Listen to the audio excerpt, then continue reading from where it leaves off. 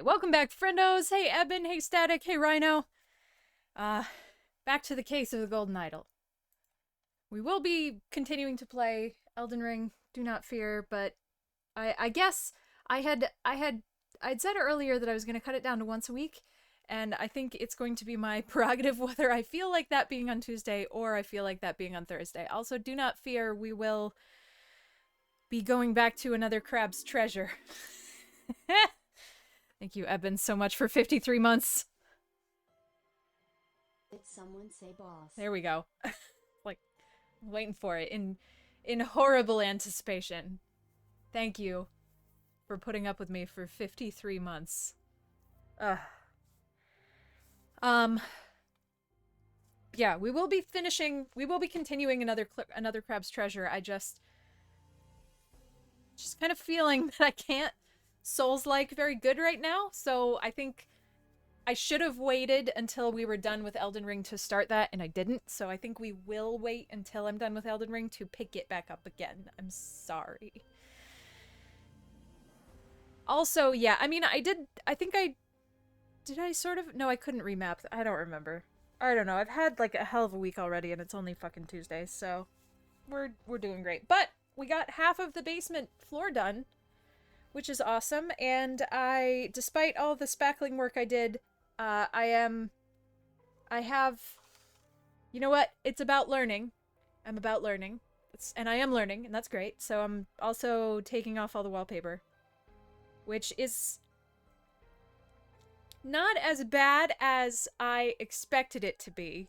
Sort of. I mean, like, it sucks. It sucks ass. It's really terrible. If you ever find yourself standing somewhere in the world and have the thought, maybe I should put up wallpaper, could you do me a favor and just go fuck yourself? Could you just do that? Think about me. Think about, wow, Allah will hate me if I do this. It's like, I'm the wallpaper pope. I need you to stay on the straight and narrow. I need you to not sin, okay? Taking down wallpaper sucks absolute ass. But I've got like a method, sort of. You know, because you need to wet the wallpaper and then the adhesive gets soggy again, so you can sort of scrape it off. But obviously the wallpaper downstairs has already been painted, so that's making it hard to absorb any water from the top, right? And you can perforate the wallpaper. That's a thing that exists. Or, well, that's a thing that people do. But I haven't found that that's particularly useful. Helpful. So what I've been doing is I have a paint scraper, and I've been able to, like, you know those really satisfying videos that you see on the internet sometime of somebody with a really sharp knife just taking, like, smooth curls of wood off of a really nice piece of wood? That's kind of what I'm doing to the top layer of the wallpaper, the face of the wallpaper, and also the paint on top. And that leaves the paper with the adhesive on it underneath, which then I can spritz with water, and then it comes up, and then I can scrape that up, which comes up in like big wiggly sheets.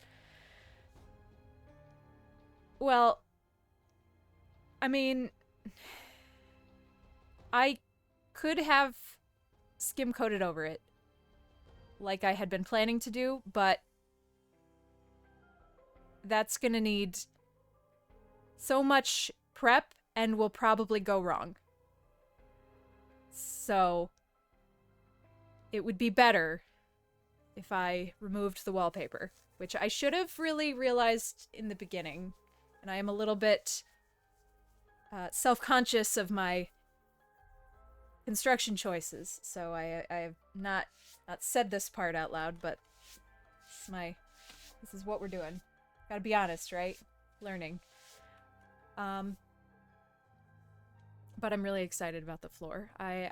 It's coming out stupid because the room is very not square. And the walls, apparently one of the walls is not actually like attached at the bottom. So it just kind of pushes sometimes, which is great. And by great, I mean not great. Not really good. I know, learning on the internet, in public, very embarrassing. Okay, what?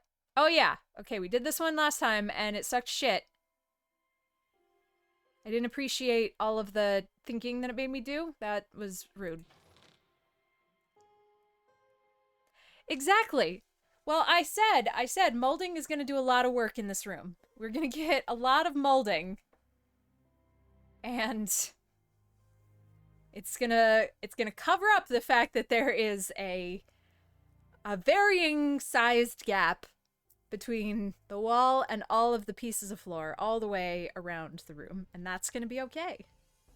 There's going to be molding caps on all the corners. There's going to be molding around all the doors. I'm going to hate it later when we try to put like shit up against the walls, but it's fine. All right. Hey, Powers. I don't understand this.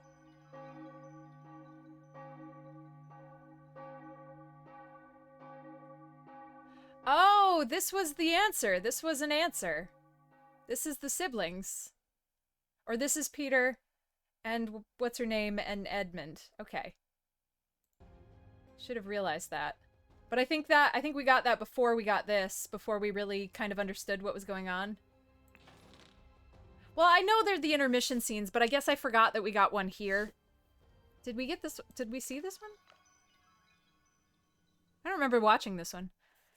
Then, Sir Coroner, the bandits accidentally set off my master's laboratory chemical ingredients. What happened afterwards? I managed to fend the rest of them off, but my master, Lord Edmund Cloudsley, got caught in the blast, which severely disfigured him, and soon afterwards he died, bless his soul. Ah, okay, so we never got the information that he died, I don't think. I think I never clicked on that one. Good morning, innkeeper. I heard a man was murdered here a week ago. Aye, a deranged convict did him in. Now bugger off. Tell me more about the evening when Willard Wright died. I will make it worth your while. Okay. Yeah, I don't think I'd ever looked at this one. Okay, so we haven't done this one at all.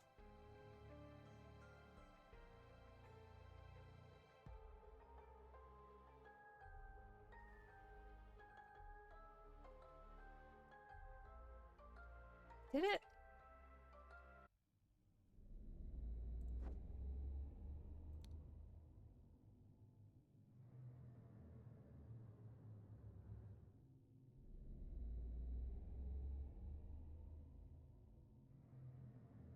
Oh yeah, I totally thought he was lying. Well, because when we saw Edmund last...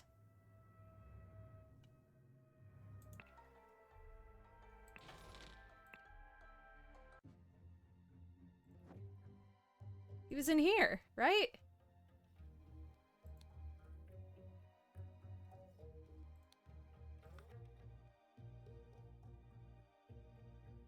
So, like, how did he get exploded in this?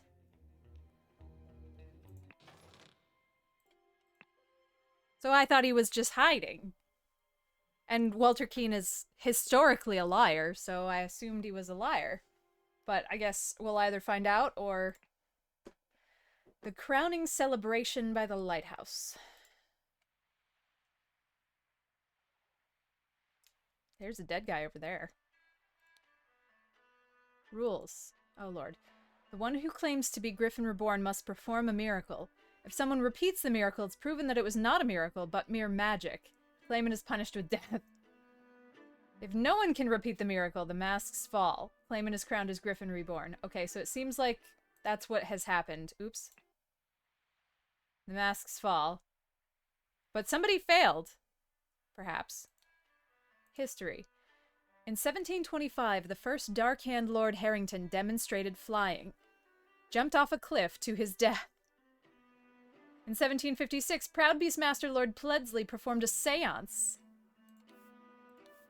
Talking to the spirits, Lord Angus MacBain repeated the miracle, proving him unworthy. In 1764, Dark-Hand Master Lord Jones demonstrated the creation of a homunculus. Lord Angus MacBain produced a homunculus as well. Well, fuck Angus MacBain.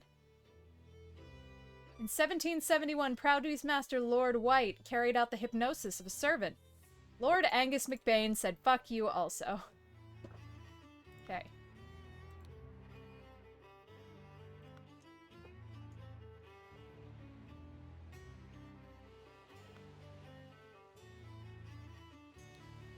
Five strange-looking masks. Why are we looking at his feeties?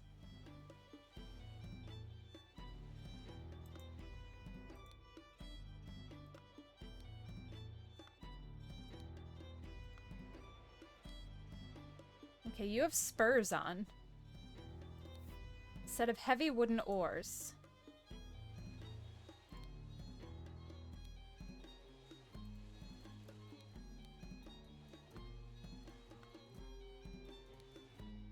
That was an actual miracle. Unbelievable. So there is a Griffin reborn?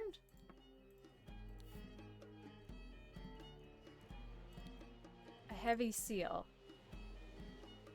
So that should be backwards, so that's 7, not 3. Well, it wouldn't be 3 anyway, because 3 would just be 3 ticks. It wouldn't be 5 minus 2. Kneel before Griffin reborn and make ready. I will lead you, brothers, to a great many changes. Oh, is this this is the guy that just got, thingied. Miracle preparation. After input, aim at the sky, press the lever to maximum position, and hold for at least 10 seconds. At this point, the idol should be full enough to perform the miracle once. Miracle hypothesis. The water works better, but the effect is not as convincing. Main challenge is ensuring my balance when holding onto the idol. Practice is paramount. Is it flight, perhaps? Safety notice. Upon pulling the trigger, if the glyph input is meaning... Alright, so I think we could probably go back to the previous screen and figure out and remind ourselves what this means. It might be flight.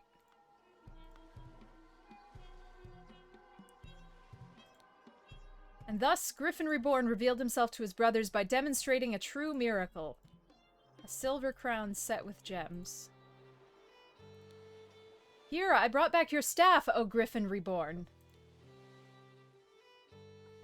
You have all of William What's-His-Face's hats.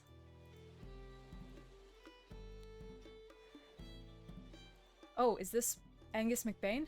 Dear Master McBain, these threats to contact the Chief Inspector about my past offend me greatly. Being an honest soul, I have no choice but to comply with your base demands. I may have invited Lazarus into our brotherhood, but he has not shared all his secrets with me. Luckily, I had an opportunity to see him practicing this miracle. He has a magical artifact hidden in his cane. When performing the miracle, he input the following glyphs. Then he presses a small lever on the handle of the cane, and it grants him the powers to demonstrate the miracle. I have no doubt that the staff will work just as well in your hands as his. Sincerely, Darkhand Steward. Okay. So, is this from William What's-His-Face? Kane? William Kane? Hey, Gremlin! Well, we just started, so spiritually we're winning.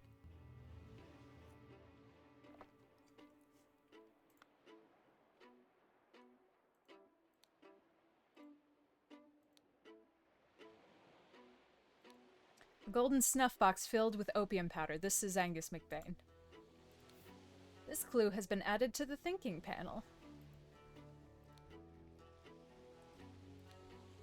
The golden idol is enclosed with within the handle of the ornamental cane. I think it must be air.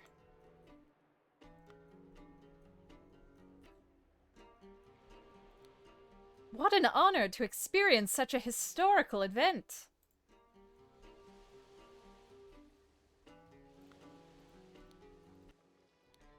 Protocol of an attempt to demonstrate a miracle. June 23rd, 1791. Location, the lighthouse on Gull Islet near the Horn of Codhead. Time, noon. Present, Lord Angus McBain, Lord Alastair Coke, Dr. James Turner, Sir Walter Keane, Mr. Lazarus Hurst. In charge of notes, Mr. Nicholas Maker. Dear Watersnake Brother Maker, As the director of the Seven Seas Trading Company, I do not assess work applications. Please go through the official channels so my staff can evaluate your credentials as an attorney.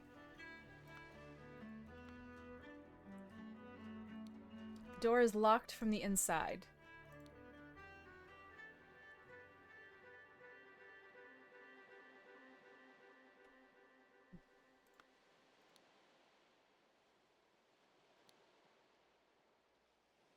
Ooh, interesting.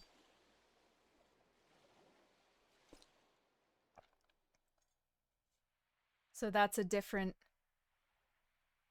It's either a replacement end for the cane or an additional end. Maybe it's been broken off? It does look a little short. Both his legs appear to be broken.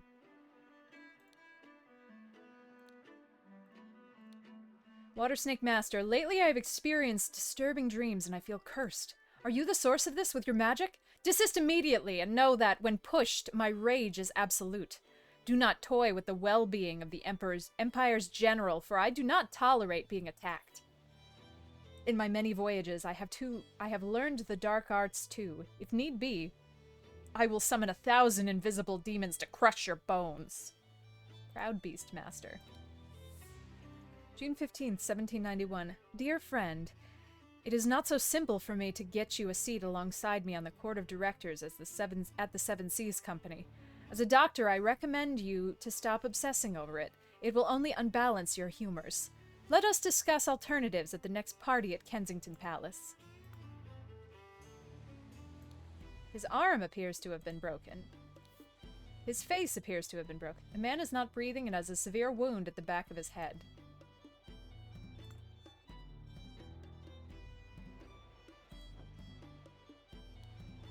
By guarding the lighthouse, you guard the Empire. General Alastair Coke. Okay. Got it.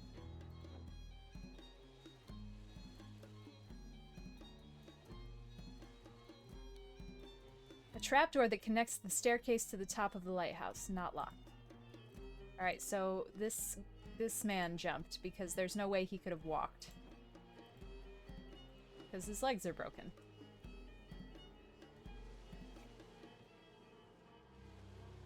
Alright.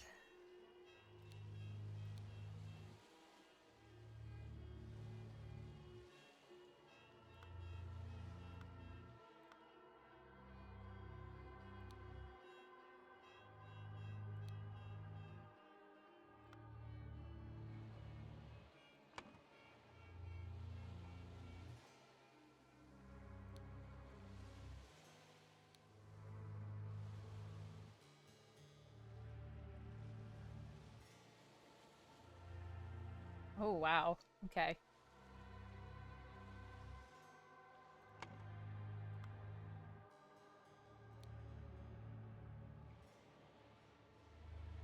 Somebody did walk over here, though.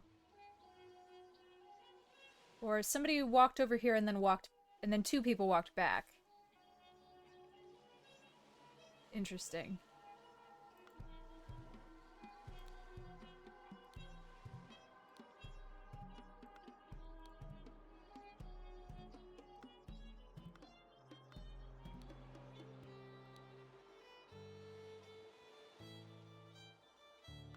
Okay, this is an attorney.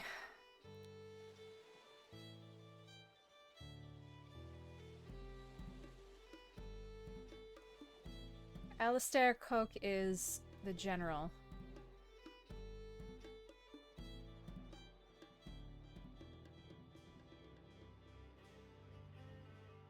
Nicholas Maker is the attorney because that was who was in... So this is Nicholas Maker, he's the attorney.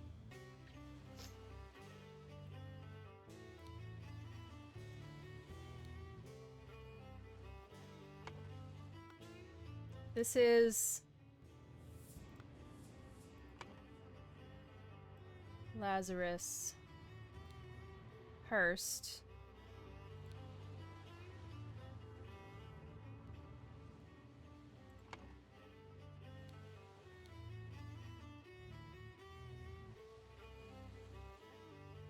is this? How is Walter Keane here? He doesn't look like Walter Keane.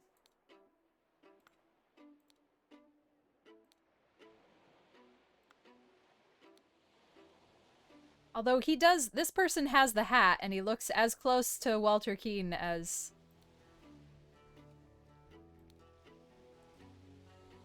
anyone could.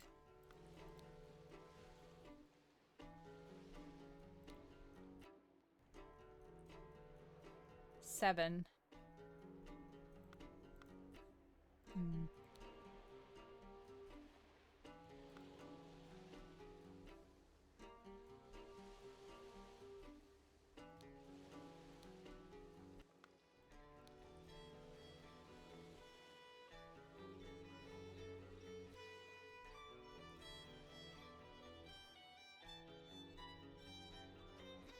So we're just missing James Turner and Walter Keane.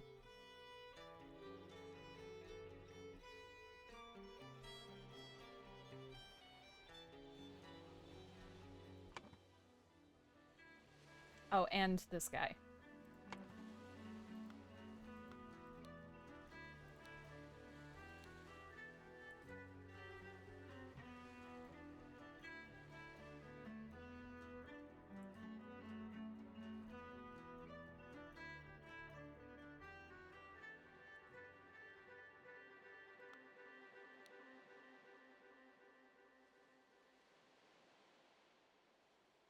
Alright, so this is not the doctor.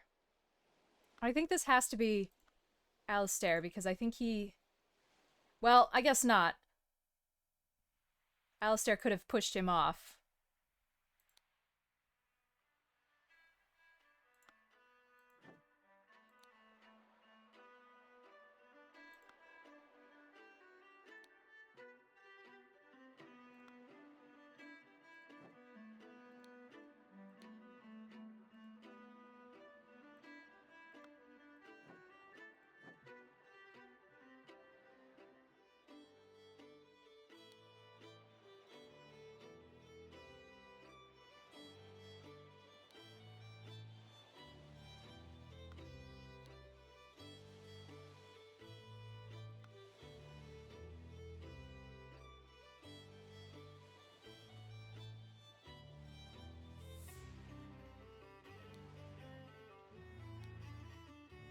This is confusing because I don't understand why he has the hats.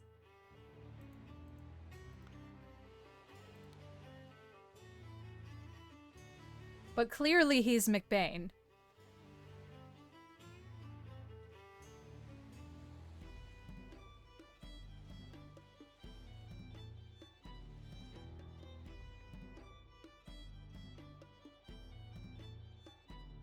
Okay, Darkhand Steward. So that had to be from somebody who's not here. Because this is the steward.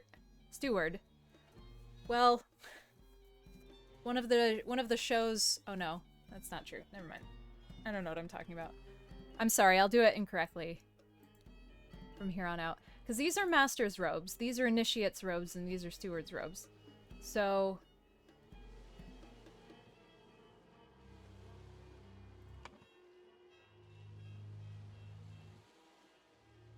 I don't understand the 7. I mean, I guess perhaps that could be... Or I don't understand the seal. Perhaps that's... indicative of the lawyer?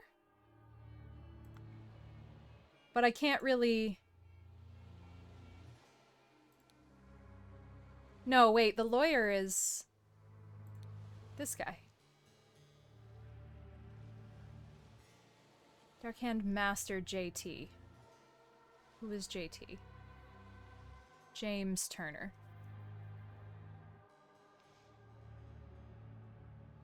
Oh, as director of the Seven Seas Trading Company. Okay, so that's got to be this guy because that's the 7. Okay, James Turner.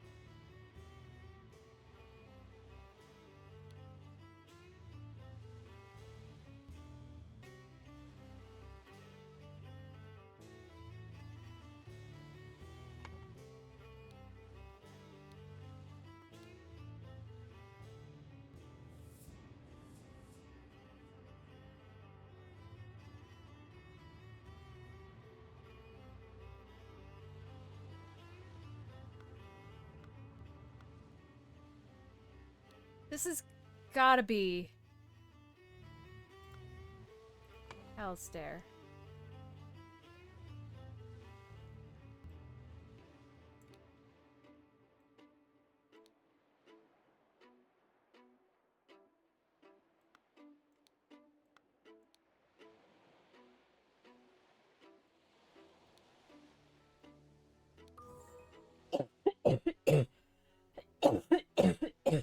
Interesting. Okay. Well, if Walter Keane blackmailed Angus McBain, then it's reasonable why he stole all his shit.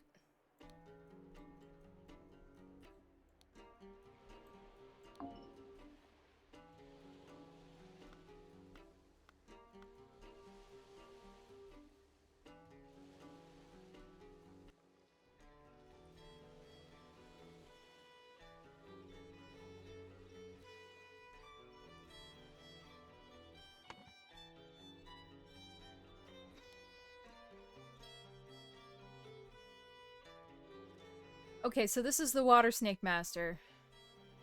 So we only have Proud Beast and Dark Hand.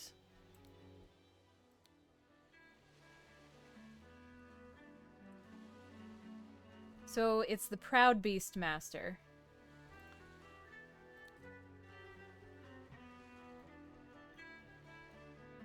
And it's not this one.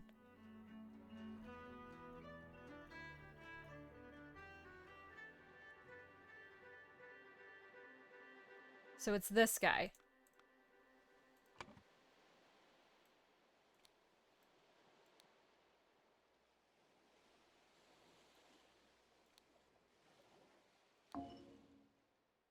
Nope.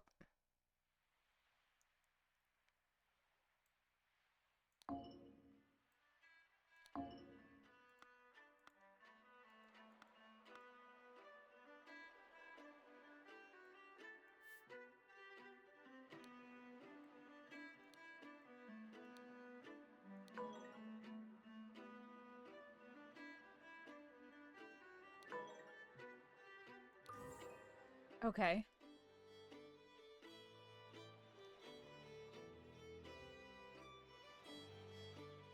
I feel a little bad about kind of just brute forcing that answer.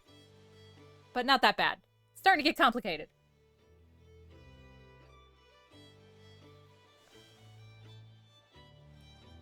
Alright. Angus McBain blackmailed Walter Keane to find out how Lazarus would perform the miracle of flying.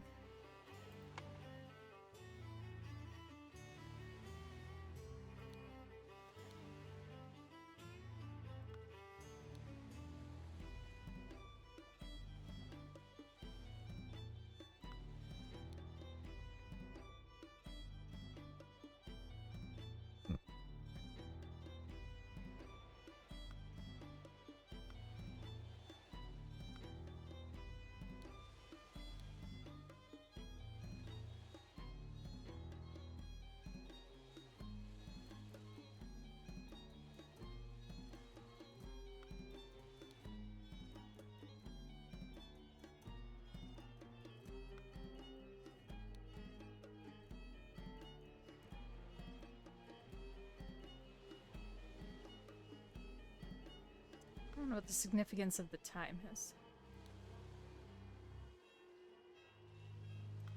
Oh. Okay, so it's been like 20 minutes.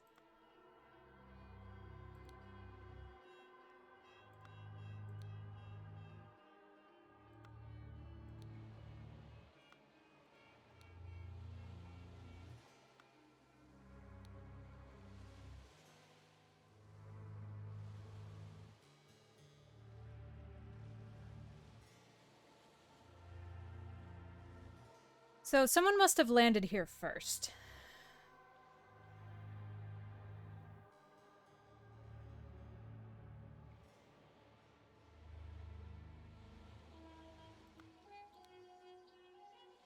He has round shoes.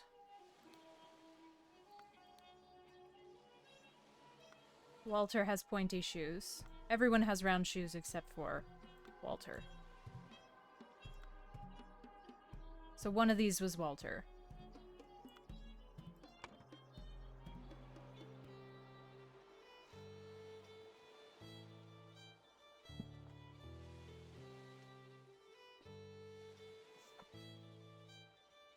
Where the fuck did Lazarus Hurst come from? He was in the last scene. Did I miss that?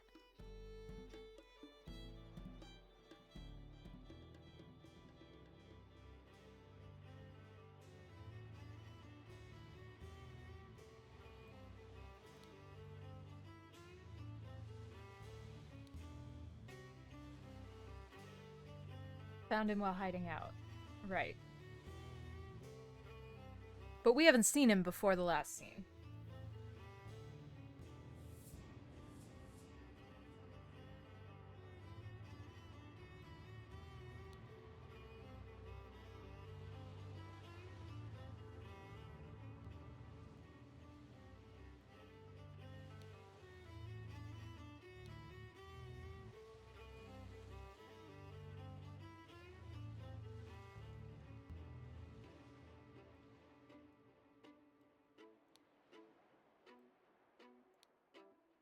Is it really a head wound, or is it just a full body crunching? No, not yet. I don't think it's really necessary at this moment. We can kind of just ride the wave.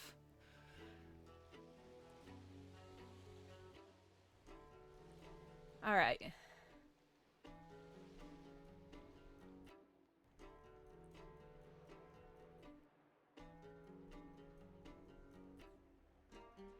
Using the...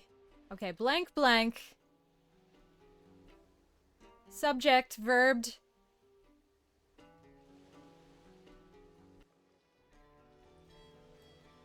I think this was Lazarus Hurst.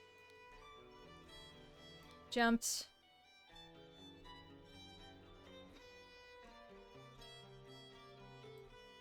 From the lighthouse. Using the idol to demonstrate the miracle of...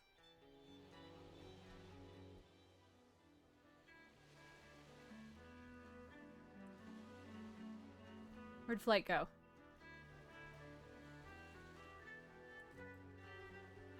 Flying and become the Griffin Reborn. Walter Keane. Pushed.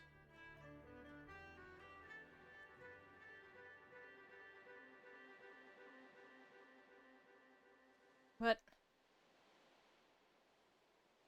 That doesn't right. Alistair.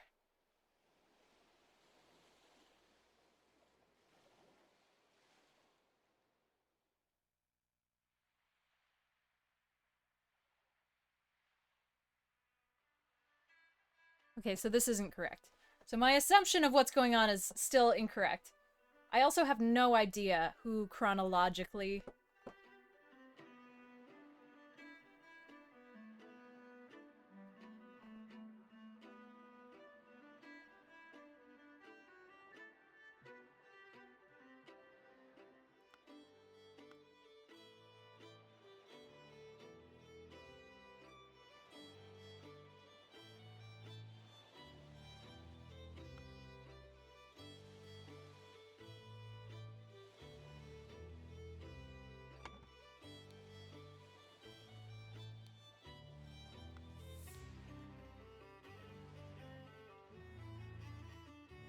Or someone just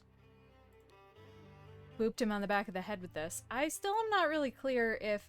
Okay, it does seem like there's one more piece. That other piece slots is supposed to slot into here.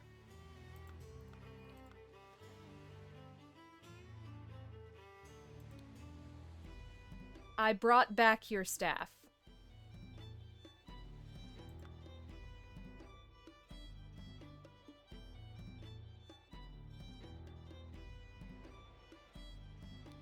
And the staff is set at J squares.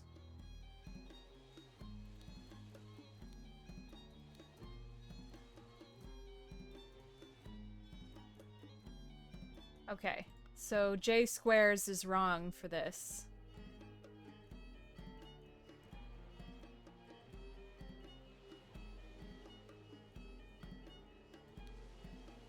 Well, after the J... Okay, after the J squares input. And then it is full of air.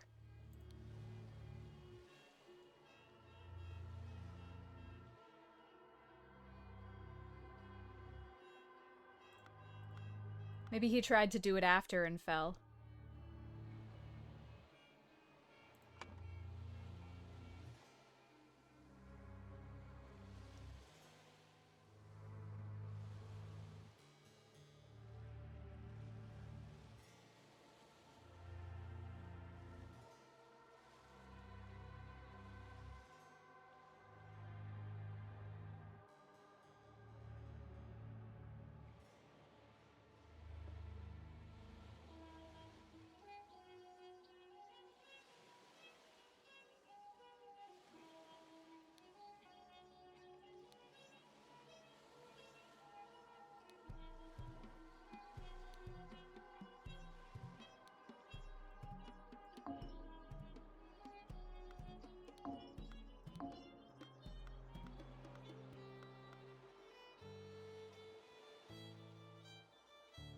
Well, I guess that's not correct because he's holding it right now, so we can understand, or we can assume that this last one is Walter Keane.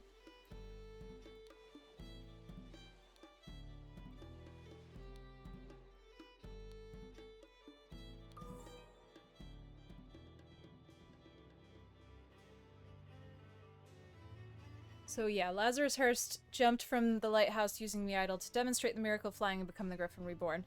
And then as with the history form, after that Angus tried to do it, to do the same thing.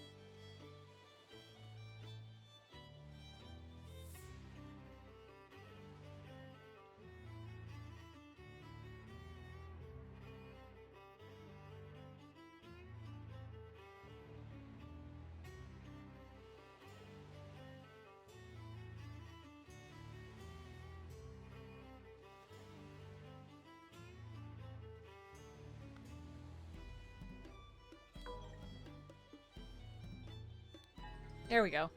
Well, I mean, that was similar enough that... Okay. When Lazarus Hurst jumped from the lighthouse and survived, using the hidden golden idol, Master Angus McBain thought he had enough information to repeat the miracle and prevent Lazarus from becoming Griffin Reborn. He seized the staff from Lazarus and locked the lighthouse door to prevent foul play. However, he did not know all the secrets of the idol. It did not work for him, and Angus jumped to his death.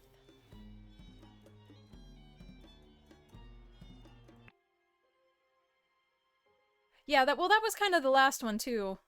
Well, I mean, not really, but I guess the problem I had with the last one was a little bit different, but still kind of semantically the same. Alright, so we still haven't gotten an interlude yet. But it can't be because we've done anything wrong, so there just must not be one yet. That's okay, I'm not upset. I still think it's compelling. The interrupted weekend at the doctor's salon. I feel like we should be able to recognize a non-zero number of these people. Specifically this guy. We should know who he is immediately. And I've already forgotten. That's, yeah, Alistair Coke. Okay.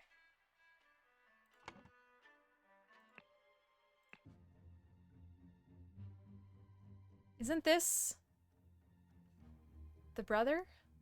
And this is the butler. Okay, let's slow down. Tea house, chess house, croquet field, library, salon, flower beds, fountain.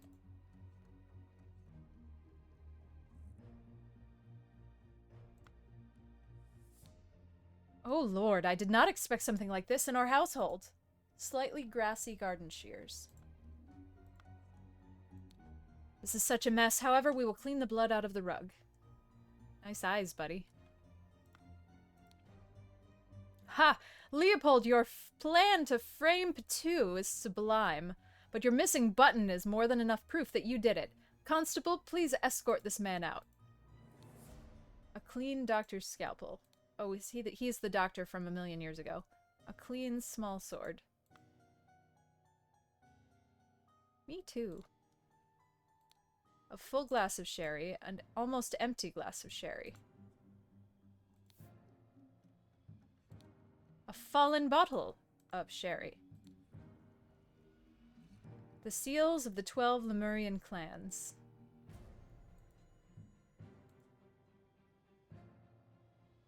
Okay, so the boomerang is gone?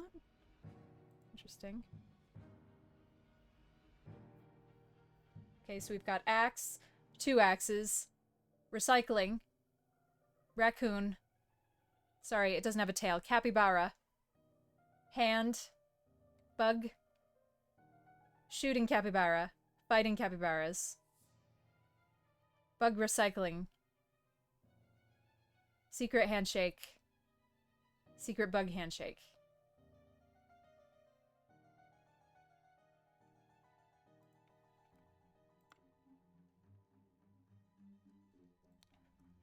Psychoactive plants, drugged symptoms, spotty onion, an illusion of unity with the universe, increased appetite, hiccups. Lemurian lichen, hyperconcentration on one thing, loss of perception of time, rapid blinking. Black poppy, sleepiness, whites of the eyes get a pink tint. Ayy. Red berry, surge of energy, vocalization of all your thoughts, twitching, aggression. Yee.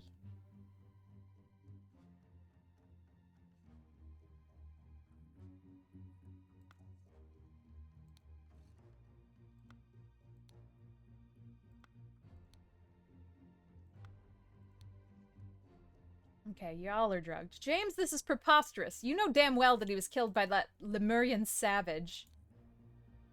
May 8th, 1972. Dear friend, now that the elections are over, please join me for a leisurely weekend at my manor with good old Augustus and some other fine fellows. We will have some drinks and discuss what to do about that prime minister position. Kindly confirm your presence. Dr. James Turner. Okay, so this must be James Turner. And he's missing a button. A clean, small sword. This is outrageous. I thought you were an honorable man, Leopold, not some Aquitanian agent trying to sabotage our friendly relations with Lemuria and provoke a conflict.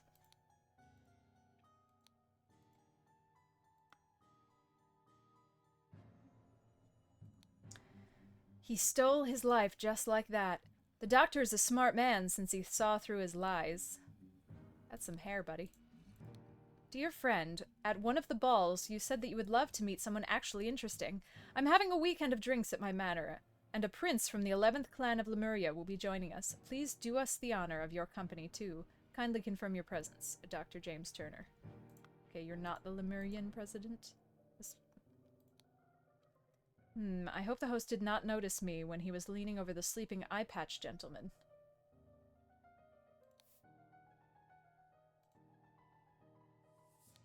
A spicy-smelling ornamental box. Dear Prince, I heard that you got invited to a party by the director of Seven Seas Company himself. I know you hate associating with these invaders and thieves, but this might be just the opportunity that we seek to reclaim our honor. A clean Lemurian war club. Dear Prince, as you know, I am a great aficionado of Lemurian culture. It would be my pleasure to invite a member of the Patu clan to spend a leisurely weekend at my estate with some of our own political dignitaries. Kindly confirm your presence. I love this game. I'm having a fantastic time.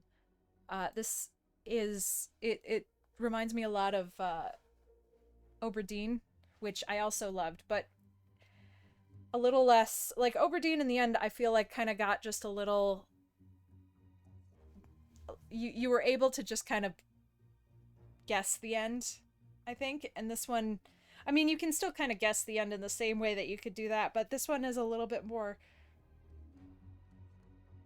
You're able to see what's going on as it's happening, as opposed to waiting for the solution to really see what's happening.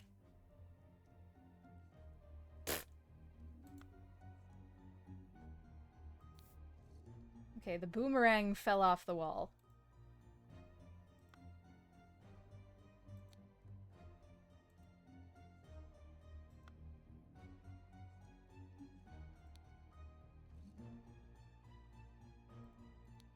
Clean small sword. Dear friend, the elections are over, so let's uphold tradition and have a leisurely weekend at my place with you and Leopold to discuss the Prime Minister situation. Please join us on May 12th. Kindly confirm your presence. Listen, apologies for the shouting match yesterday. Let's continue our discussion at noon, Leo. The man is not breathing and has a huge vertical wound in his forehead. Oh God, believe me, my lord, I do not feel comfortable arresting a prime ministerial candidate, but I must ask you to follow me. Arthur Faulkner. A clean constable's pike. Oh boy. Billiam claims that one planted and pruned all morning by the chrysanthemum bush saw the young gentleman and a foreigner leave the croquet and go behind the manor. In the afternoon, moved to the rosebush. From there saw Lord Augustus leave the fountain around noon. Continued his work on the roses until the alarm was raised by Mr. Hill. I don't want to read this yet. I think I want to look at the window first.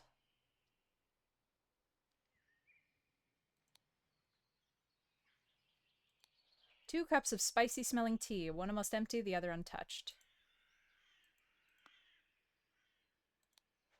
An unfinished croquet match on a grass field. Chrysanthemum bushes. Rose bushes. London Gazetteer. New Order Party. May 11th, 1792. Who will be the new Prime Minister?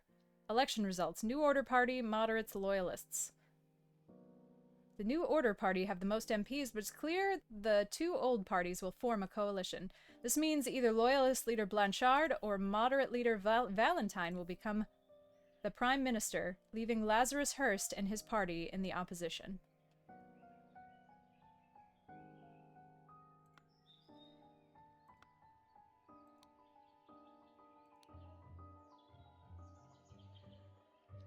Am I supposed to infer something from this chess match? Well, black is in check. Oh, no, they're not. That's a bishop.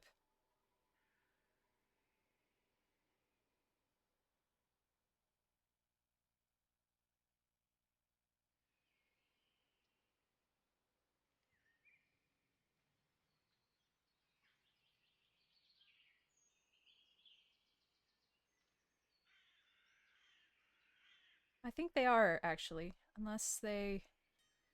I don't know enough.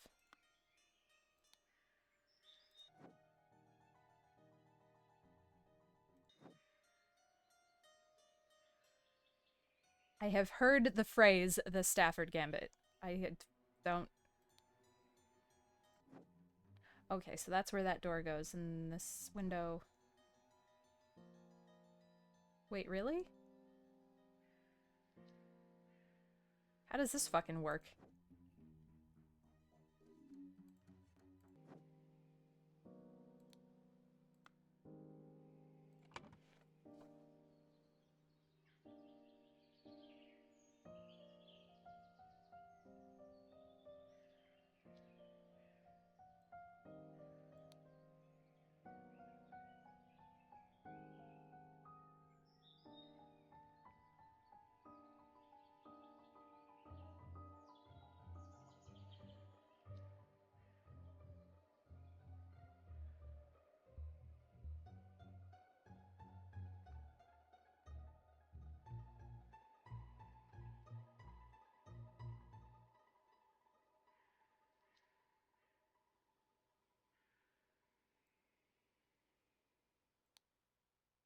Billiam. Okay. Alright.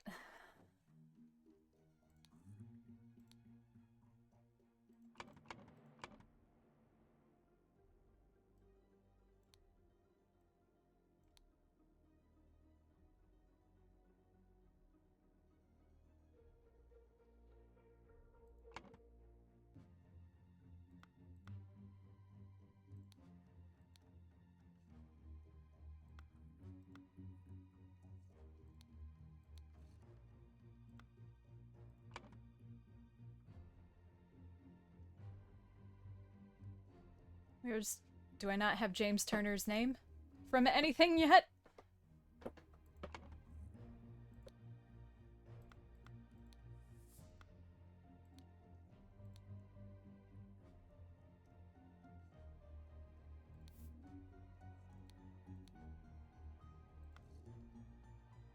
Alright, Leopold. Claims that had a glass of sherry with James in the library, became drowsy. As he was falling asleep, saw the Lemurian observing him through the glass door. Woke up, found the butler on the floor, asleep. Woke up the butler, entered the salon, and found the body. Upon inspecting the weapon, deduced that the Lemurian was the murderer. Instructed the butler to raise the alarm. Okay, so the body was found in the salon.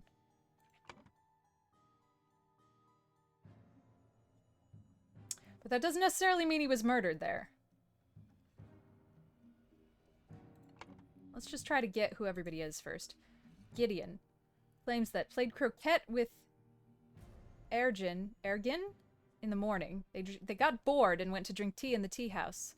Ergin drew his attention to the interesting design of the chess house. Saw Lord Alistair Coke lecture the butler. Saw Master Turner come to the chess house and send the butler away, just as Ergin was remarking on the beauty of the chess house. Saw Lord Alistair leaving the chess house and returning shortly after. Do I still not have Alistair's first name? Jesus. Ergin. Slightly difficult to understand what he says, potentially because he has challenges with our language. Claims that everything young Master Bell says is absolutely correct.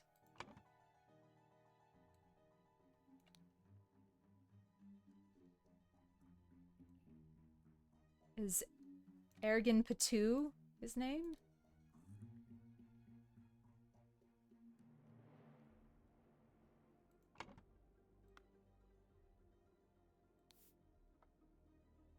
Claims that in the morning he practiced chess at the chess house and educated the butler on his lack of military training. Sometime in the afternoon, Dr. Turner arrived and sent the butler away. They played together and he was very close to winning when the alarm was raised. Podrick claims that served Lord Alistair in the chess house in the morning. His master arrived and instructed him to dispose of the spoilt sherry that he and Lord Leopold had drunk, and then go to assist Mr. Spade in the garden. Okay, so it's Billiam Spade. On entering the library to take away the glasses, found Lord Leopold asleep. Suddenly was overcome by dizziness and fainted due to his weak heart. Was woken by Lord Leopold and instructed to raise the alarm. Then saw the deceased lying in the salon. Okay, so...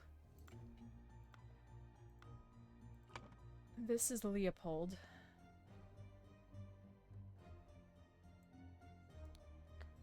This is Billiam Podrick.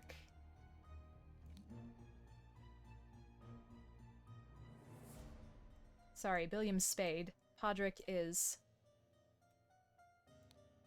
that one.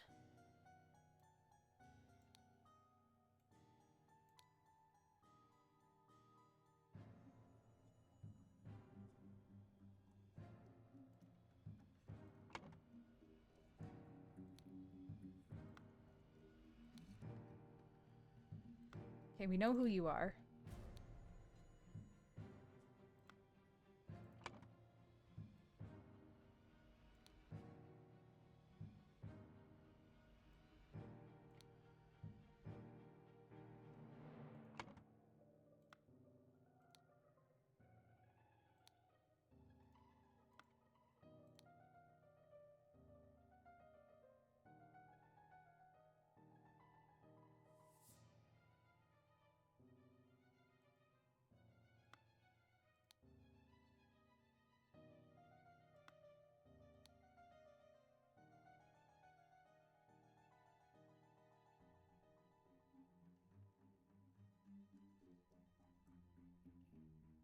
I'm not clear what the seal means.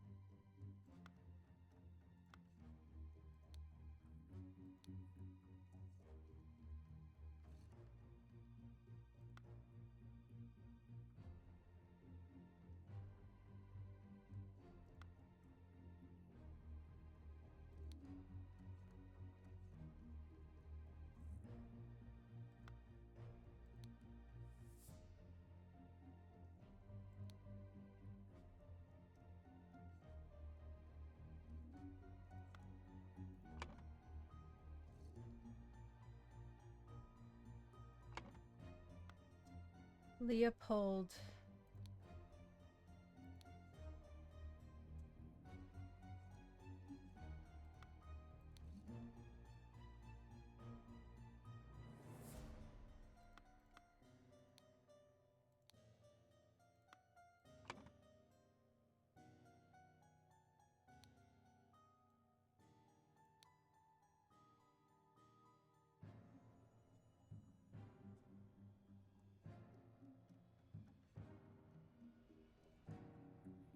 All right. Don't know Leopold's other name.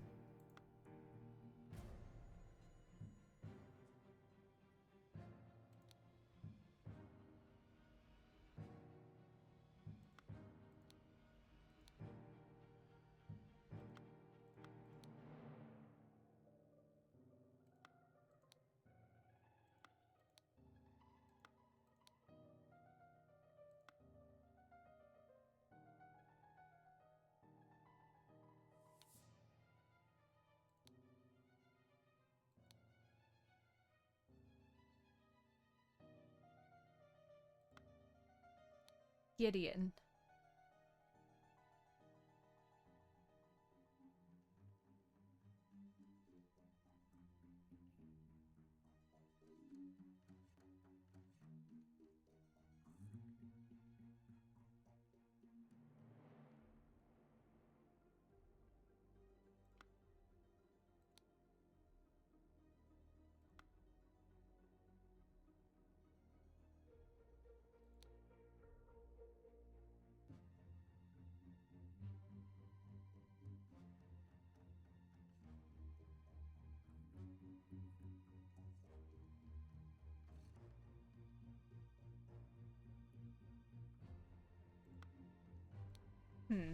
All right, so Billiam.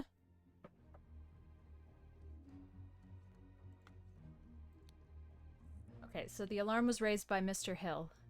Sorry.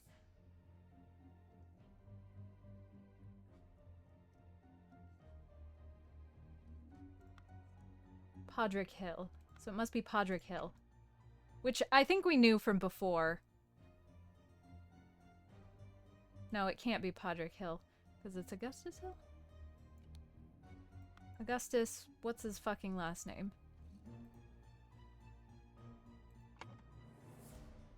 I don't think it's necessary to go back to previous panels, really. I don't think it should be necessary.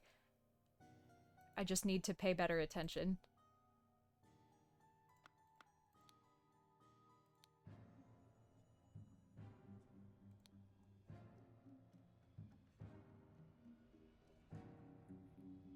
Okay, so it's gotta be Podrick Hill. Yeah.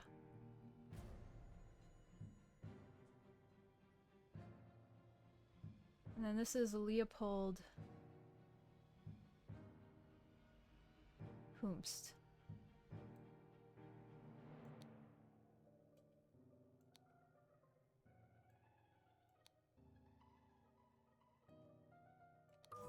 Nice. Okay. Alright, so we've got Billiam Spade, Podrick Hill, James Turner, Leopold Blanchard, Alistair Coke, Gideon Bell, Ergrin Patu, Arthur Faulkner, Augustine Valentine. We're getting into a level of complexity that I'm having a little bit of trouble dealing with, which I recognize is the game's goal. We're getting more complex, but I tend to have a bigger problem with timelines than anything else.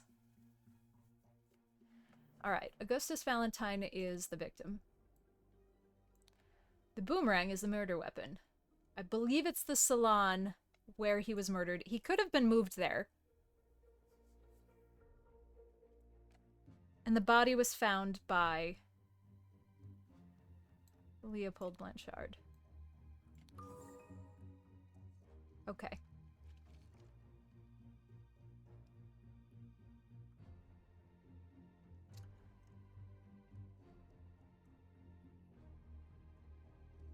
Early in the morning, blank.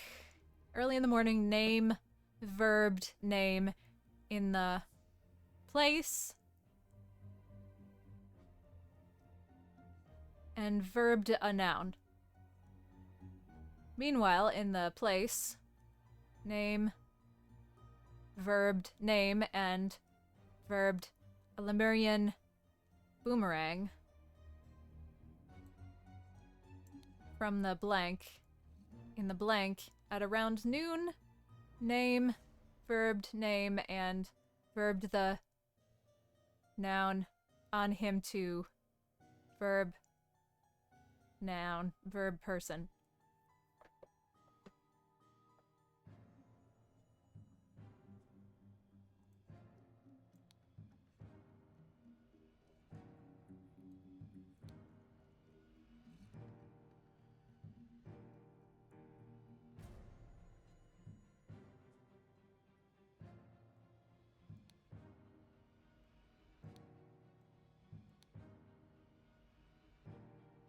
Gonna assume the way that this is worded, that somebody planted the button on Augustus to frame Leopold.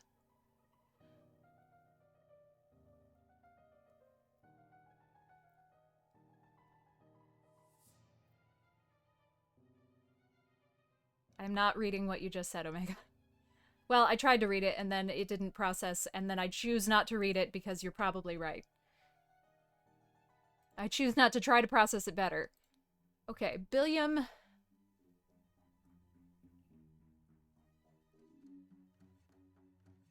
was by the roses.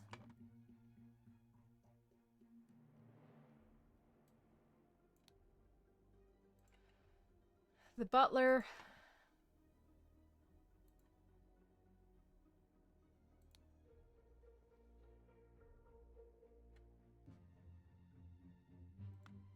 is Podrick.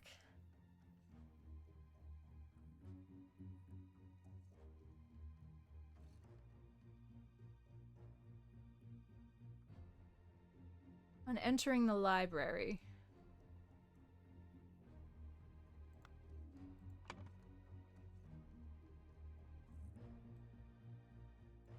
Butler was in the library. The doctor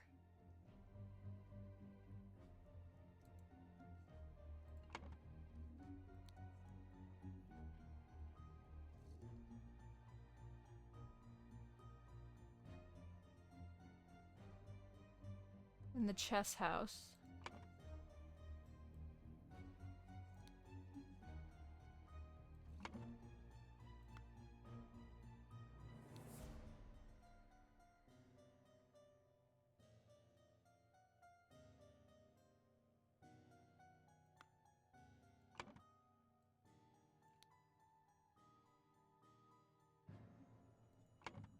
The general was in the chess house. The young man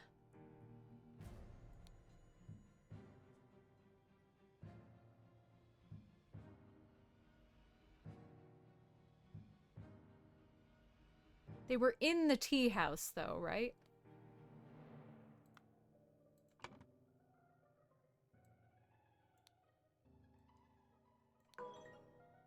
Hmm.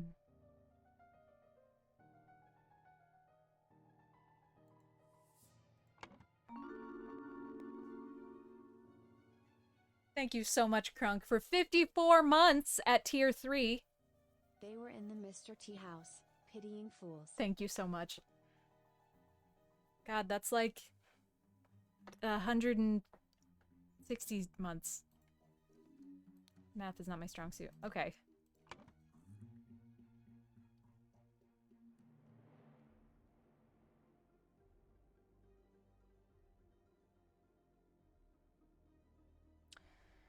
The loyalist was in the library.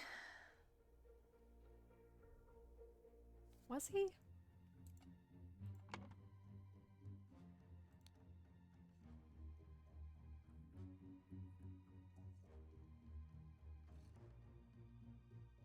With James. Alright, wait, who's James?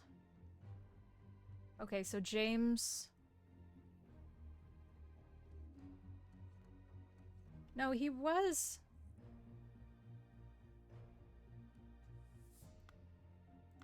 in the chess house.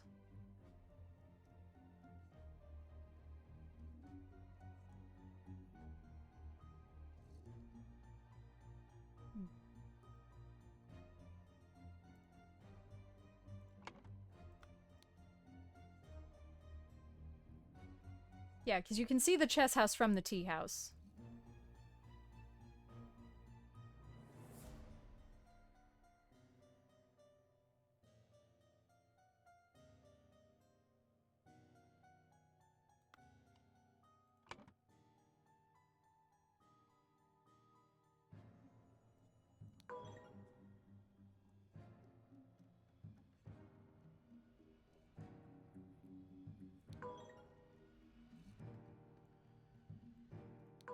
Okay, so the butler must be wrong.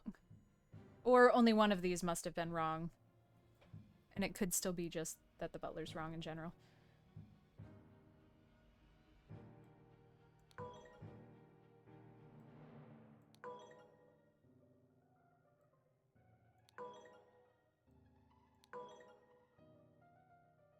Hmm.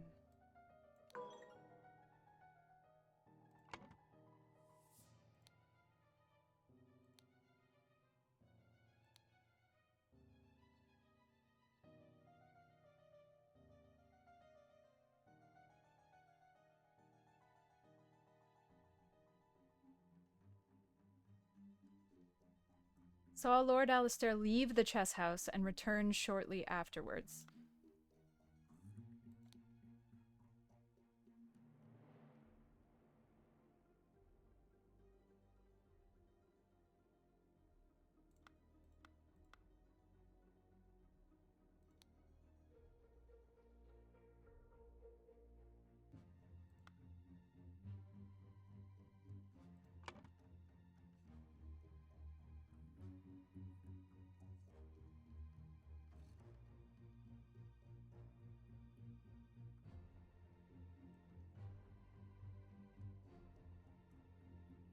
When the body was found. Okay, so the gardener... Hold on, one more time. Billiam was in the flower beds.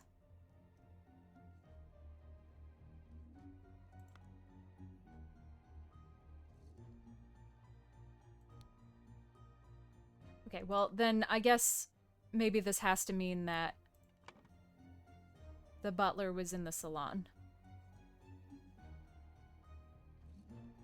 But I can't put salon.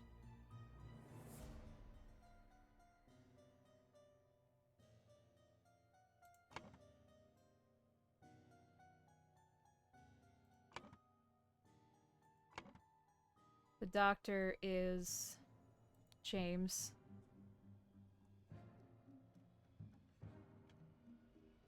And he went to the, okay. From the top panel? Oh, you're right. I'm sorry. Thank you.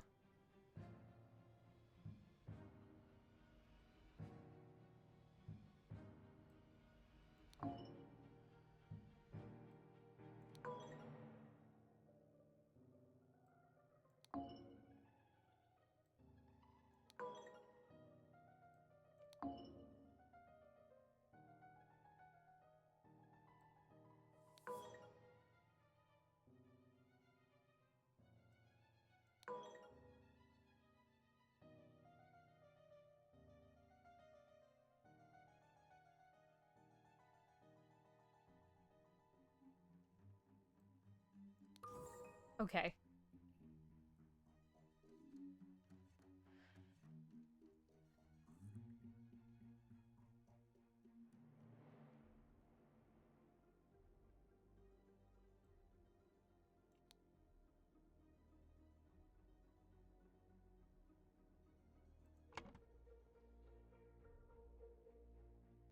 Blanchard.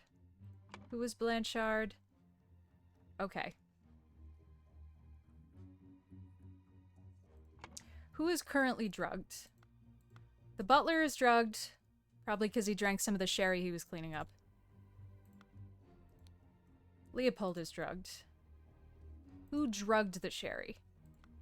It must have been James.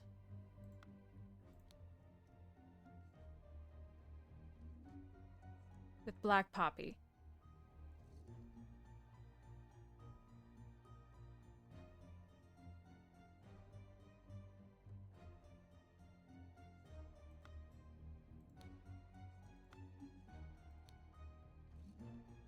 You're blinking a lot.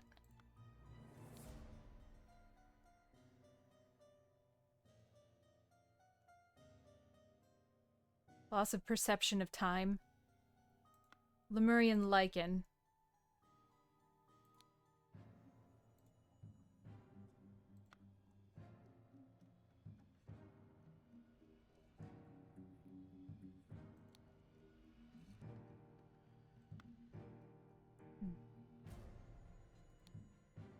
Nobody else is blinking very quickly. Alright.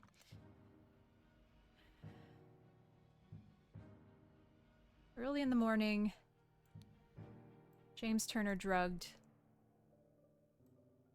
Leopold Blanchard in the library, and Blank stole a button.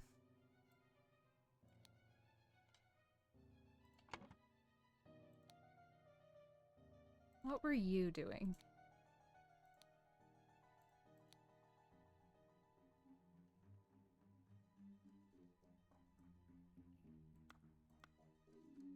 Saw Alistair leave and then come back is the only thing that worries me.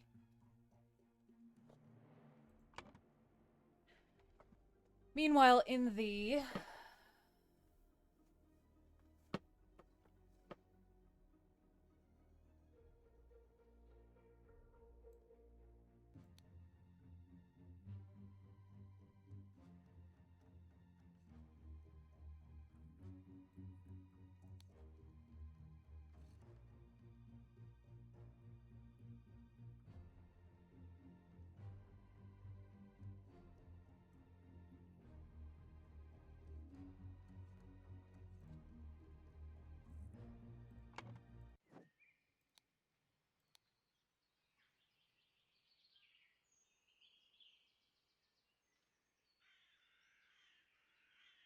okay, so we've killed the moderate president. Or the moderate MP. That's who That's who is dead.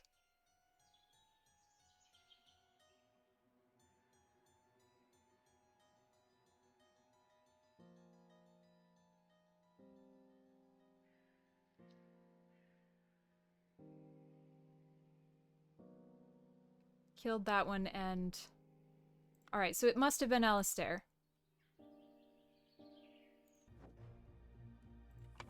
Because he's a member of the Dark Hand. He's a Dark Hand something. He is part of the... Well, so is... Dr. Turner. Never mind. Perhaps those two were working together.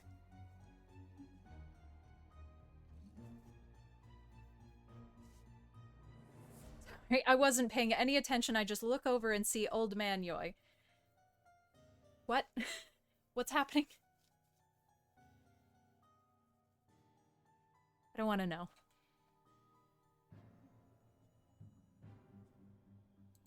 Sorry. See, that's what you get for me mispronouncing Coke right. Yowie. Yawai. Now I'm not going to say it right. On purpose. Alright.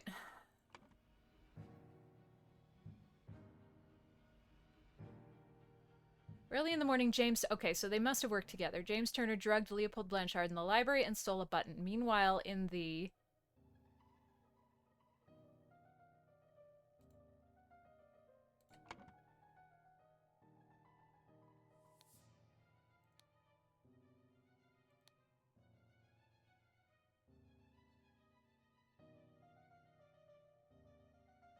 Who took... The boomerang is what I can't quite figure out, and I don't know why you are drugged.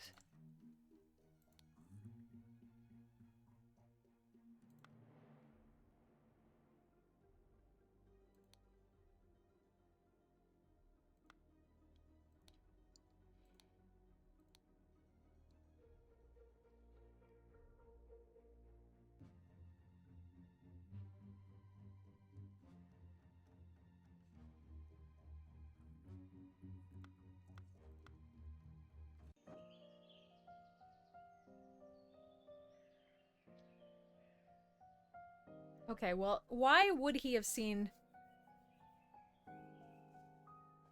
the Lemurian observing him through the glass door? Well, I guess they were playing croquet in the morning.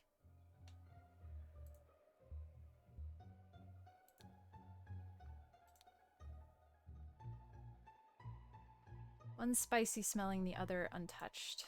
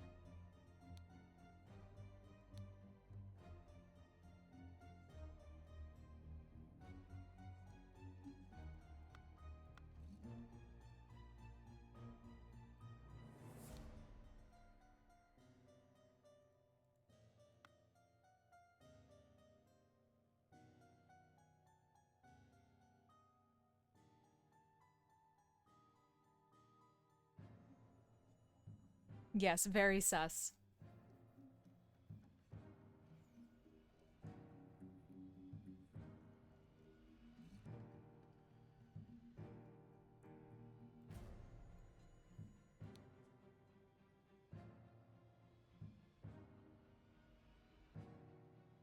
Okay, so Alistair left the chess house briefly.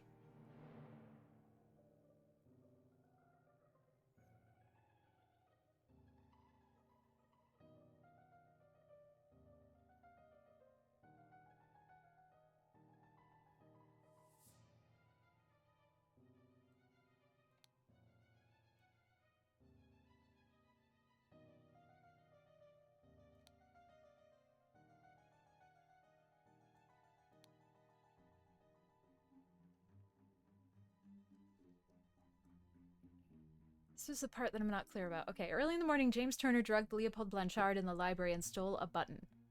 Meanwhile, in the...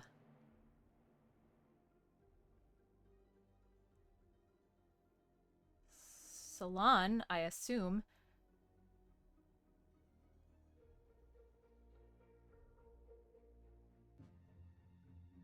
Well, it must have been James Turner.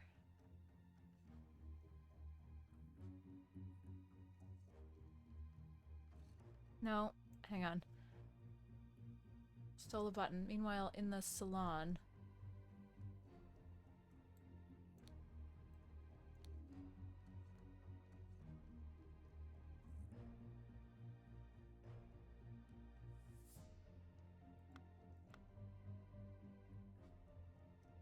What am I not seeing here?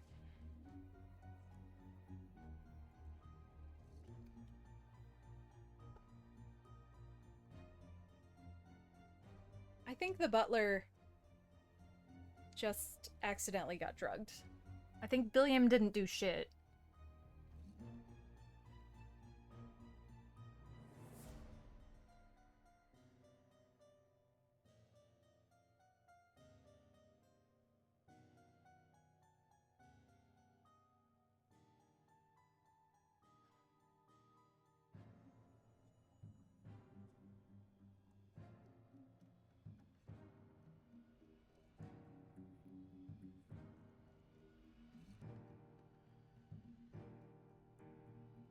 I mean, I don't think this was...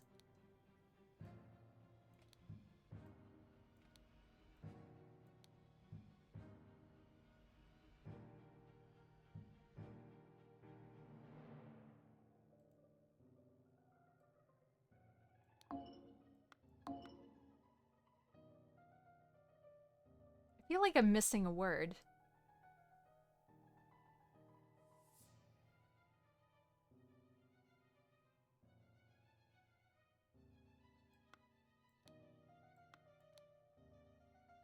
Oh, you know what?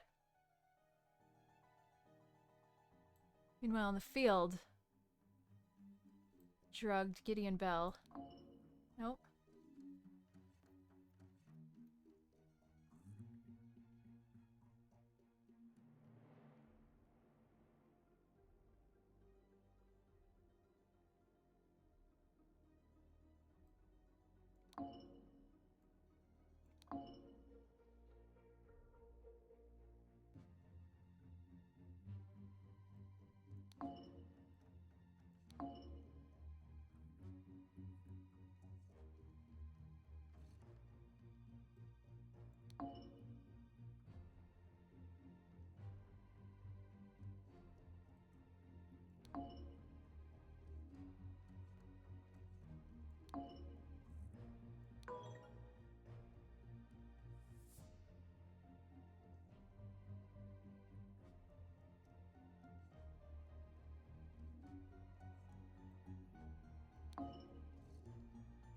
It was the salon. Alright.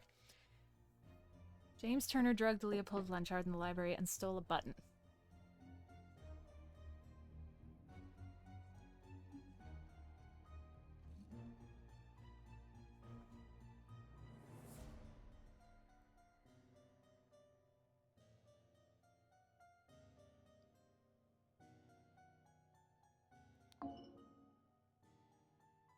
Oh, it was definitely Alistair.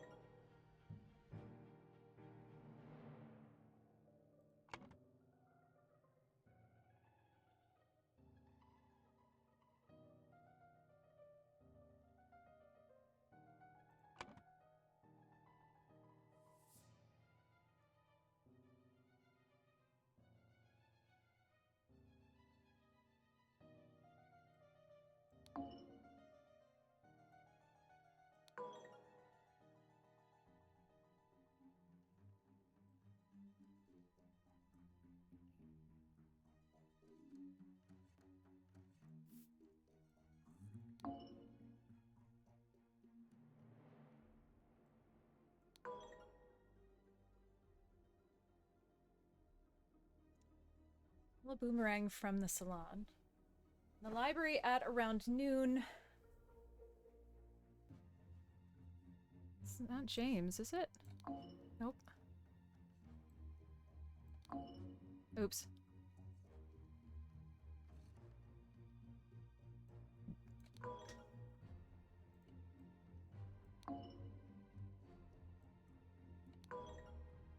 Killed Augustus Valentine and planted the button on him to frame.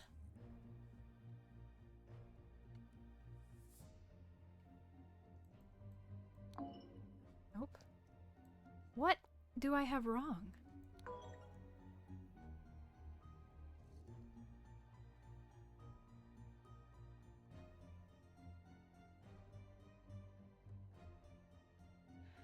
I guess I don't really understand.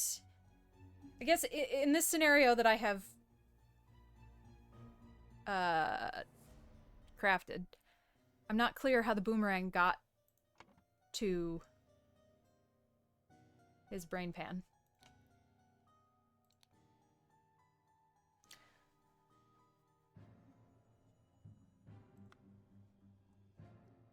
Well, it does say let's continue our discussion at noon.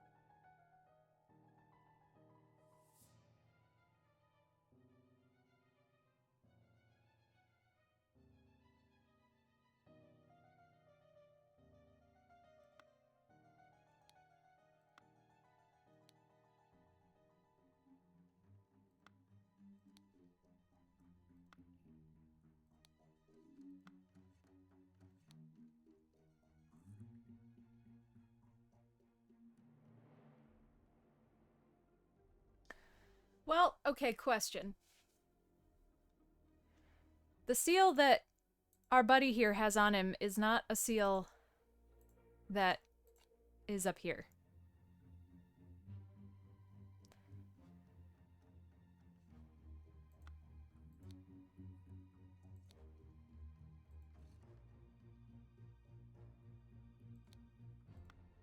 Oh, did he steal that too? 2, 4, 6, 8, 10, 11. Okay.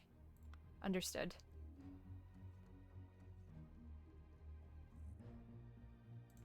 Oh, then I know what I have wrong.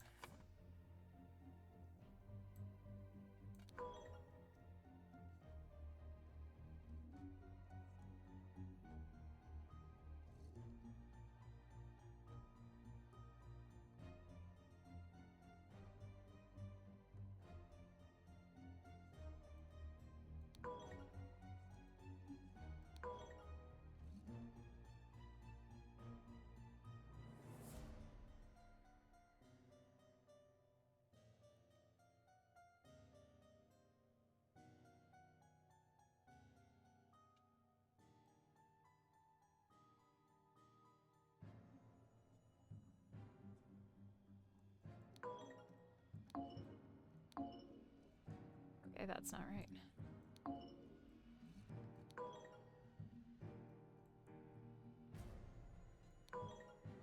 Hmm.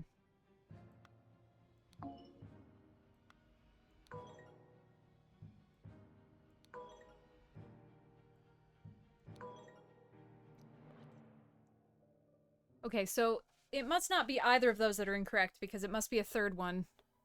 All right, hold on. James Turner drugged Leopold Blanchard in the library. Yes. And stole a button. Meanwhile, in the tea house, Ergrin Patu drugged Gideon Bell and stole a Lemurian seal from the salon? Unless it's the library.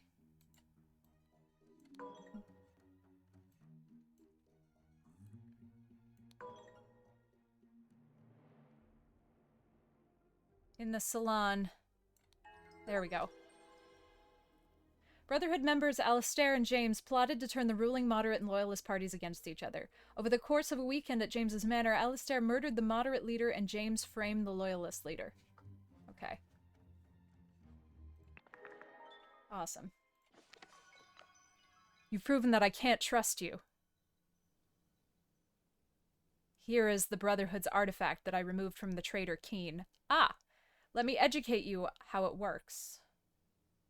I set it to take heat from this cup of water. Then I change the symbol and use the idol to give heat to something else. But there's much more that the idol can do.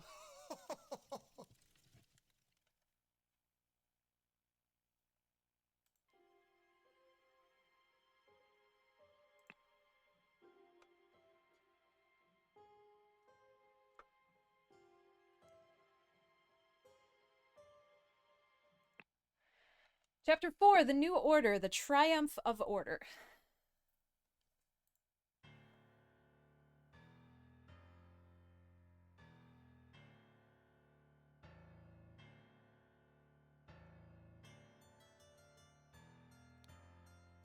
Okay, such a relief that they decided not to push any fashion charges. I hope the process is not painful. The tribunal is a farce. They spread lies that my pure love is merely lust. And what do they even know about true art? I felt it in my bones that I should have drunk less. Now we poor souls experience God's wrath. It is a thing of beauty to see order prevail. If it were not against the first virtue, I'd feel very happy. Nicholas, I'll wager you feel the new regime rewards your diligence now. So tell me why I saw you spend more than 3 shillings on new clothes after I asked you to lend me money and you said you had none to spare. I suggest you lend me some now, unless you want me to write up an official report about a 4th virtue breach. Your beloved brother. Citizen Dr. Nicholas Maker, birth year 1757, occupation record keeper of the Order Party. History of infraction and obedience. Labeled a protocol as being on Thursday, even though it was Wednesday. Negative. Took a double-length lunch break in the office. Positive. Loyal service and low-ranking position to the Order Party. Plus 10 merit. Wow. Gross.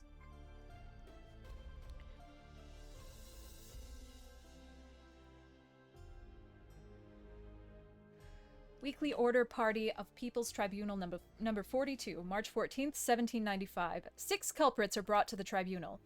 Noon. Tribunal is opened. 12:15. Each culprit's charges are evaluated and merit charges are calculated. 15:10. First culprit's merit exaction starts. Wow, these are taking 5 minutes. Good. That's enough time for justice. Poor bugger. I've never seen so much merit removed in the tribunal. Some mistakes are very costly. An Albion Frank banknote. Citizen Mr. David Gorin, birth year 1752, occupation enforcer of the Order Party. History of infraction and obedience. Negative. Had a secret compartment in his office locker. Negative. Denied the existence of the secret compartment. Positive. Loyal service and low-ranking position to the Order Party. Plus 10 merit. Wow. All that. Lying about a secret compartment in your locker takes out less merit than taking a long lunch break. Remember the 2nd virtue. Remember the 3rd virtue. The man is not breathing. No apparent wounds. Prince of Dusk. Like night, I am dark and full of terror. I do not fear love. Do not make that error. When you know my name, just look for my face.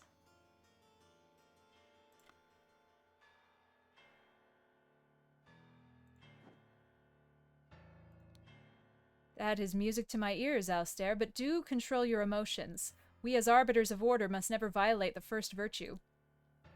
A bunch of Albion Frank banknotes. Dear Dr. Turner, I must regretfully inform you that during your absence from party business, your senior assistant Daniel has demonstrated extreme untidiness and thus breached one of the virtues. Junior assistant Toby. Dr. James Turner, 1747, arbiter of the Order Party. History of infraction and obedience. Drank a full bottle of brandy at a picnic. Kept a book of Legacy of the Rose Dynasty in his study. Loyal service to the Order Party and high-ranking position, plus 20 merit. Oh boy. What are you insinuating, James? I would never breach the fourth virtue. You know darn well that I keep no secrets. A bunch of Albion Frank banknotes. Dear Arbiter Coke, I'm writing to inform you that our regiment's colonel was seen with another officer's wife in a potentially intimate situation. We implore you to send your agents to investigate this potential flouting of the first virtue. Lord Alistair Coke, 1745, Arbiter of the Order Party. History of infraction and obedience. Negative, slapped a sergeant in anger. Negative, listened to marching music in his manor. Wow. Positive, loyal service to the Order Party in a high-ranking position.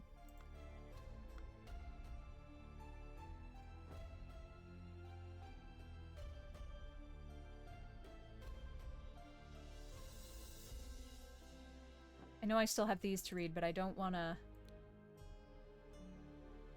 quite get in them yet. Mr. Fanger Quinn, I guess I'm already here.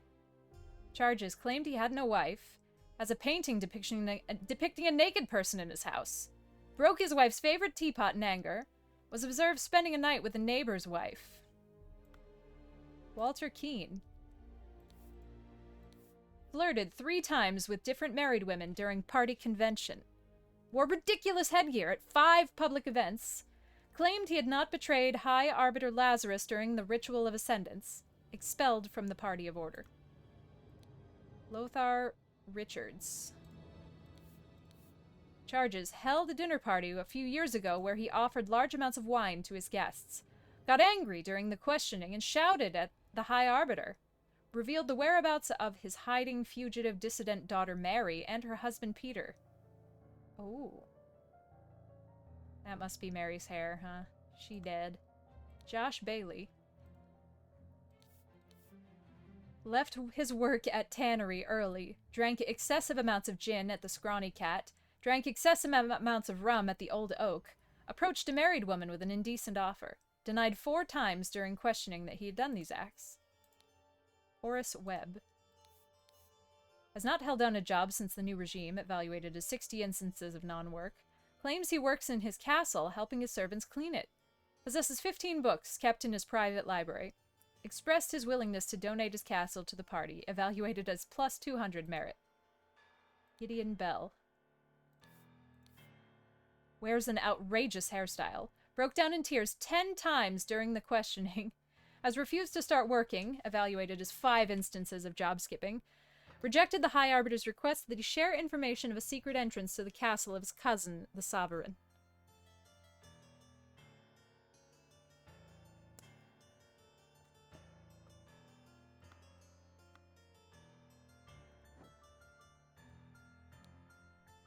Silence! You will perform your function as much as is required. It is paramount to ensure order in our new society.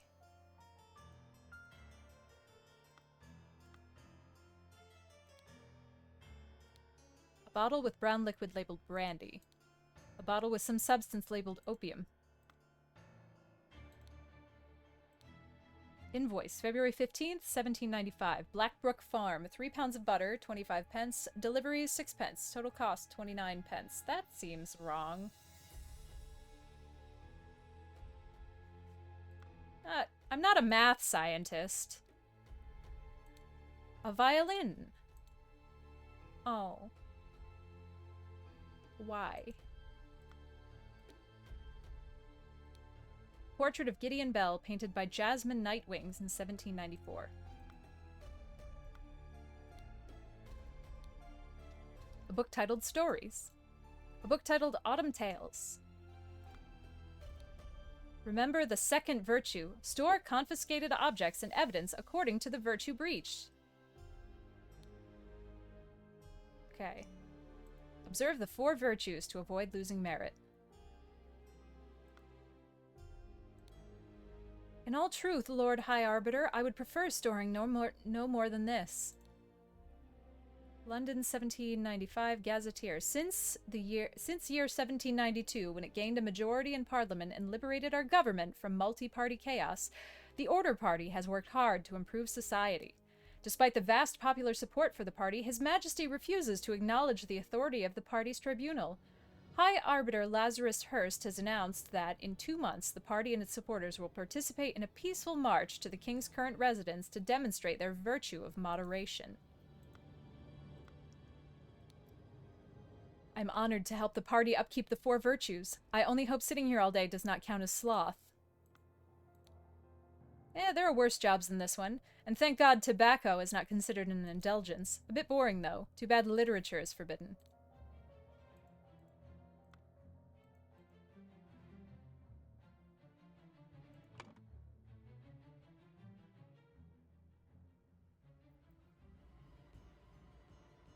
Okay.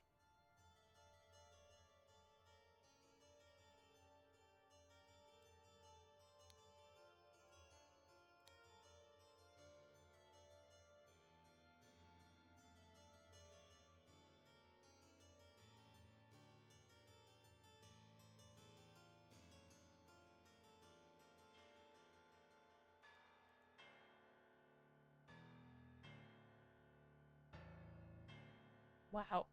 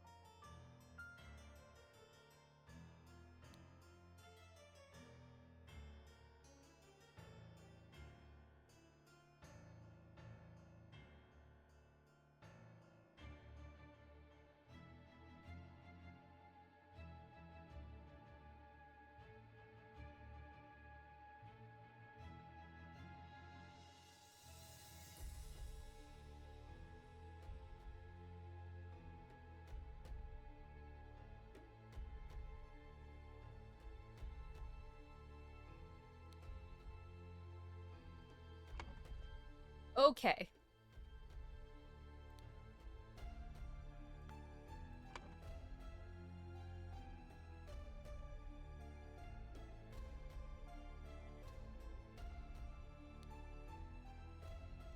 The first virtue is...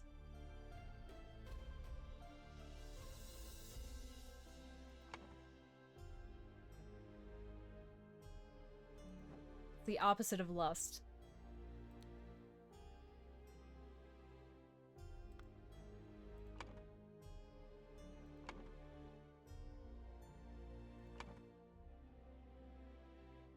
Wow, I'm just used to having to designate who people are, so not having to do that is weird.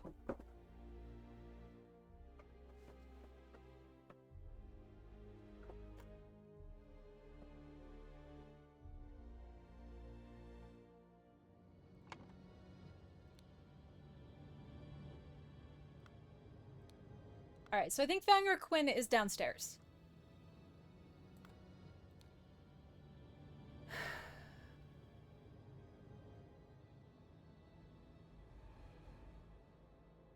I think it was Walter Keane who is dead.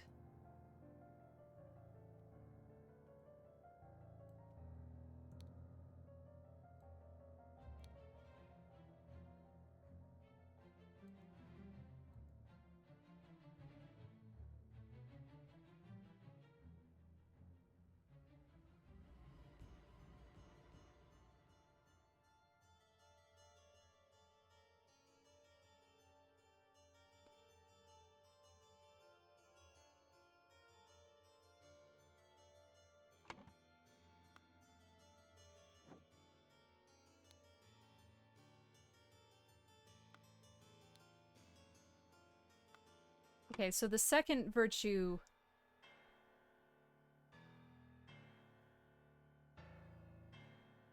is, I think, diligence.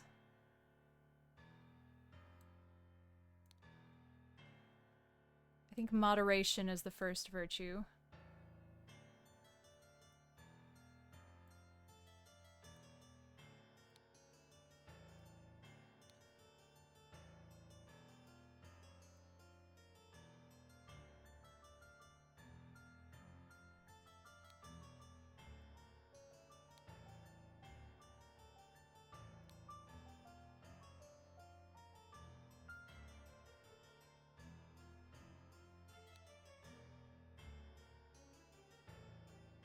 This must be truth. So maybe lies is here.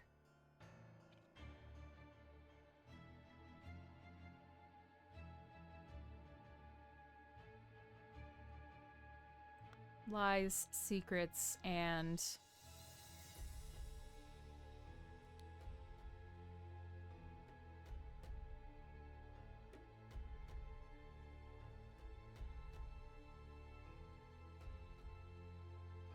Oh, this can't be right because literature would be missing.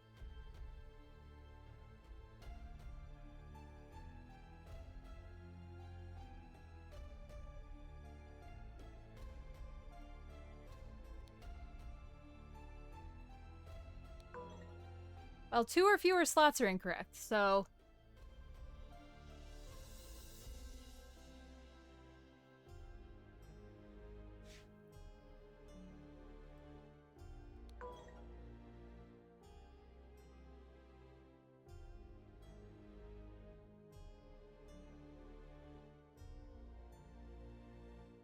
I feel like I'm not missing any. Let's go back up and look at the third virtue again.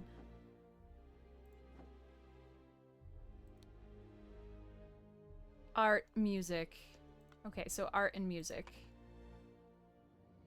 No, it's definitely fashion, art, and music. And then this... Okay. So literature is here. Nice.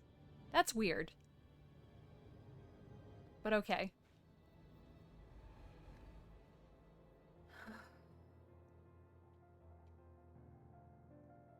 This I don't understand. I'm not clear how I'm supposed to be designating numbers.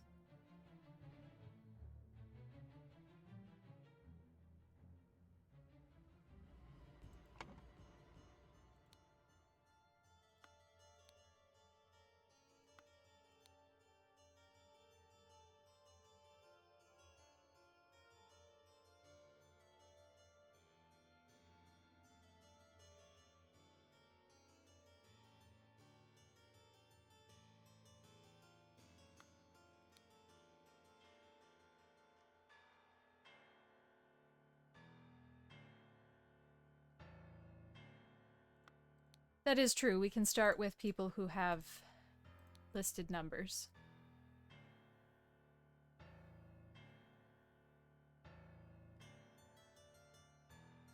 Well, I don't...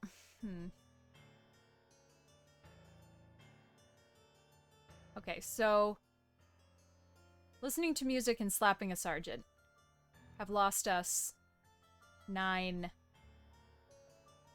merit.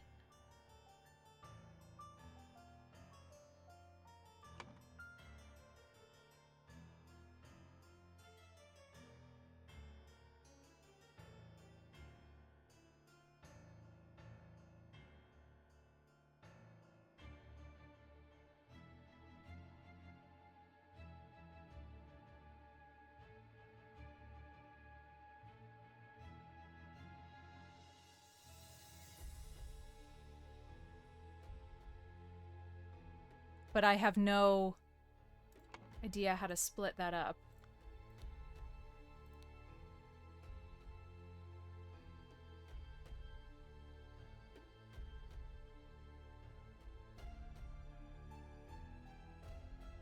Okay.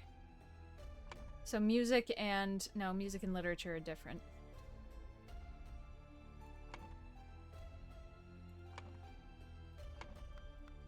We need to find someone who we can cross-reference.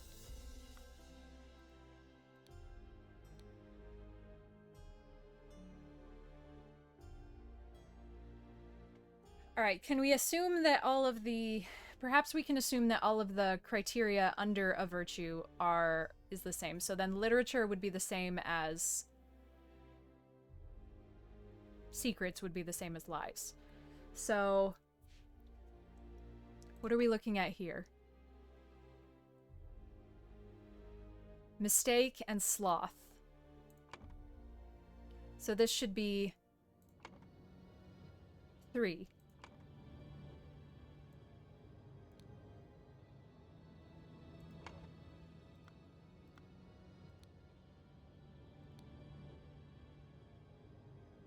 Secret lie. Secret lie. So these should be the same.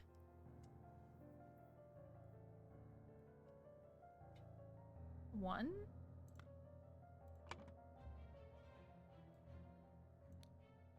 Interesting.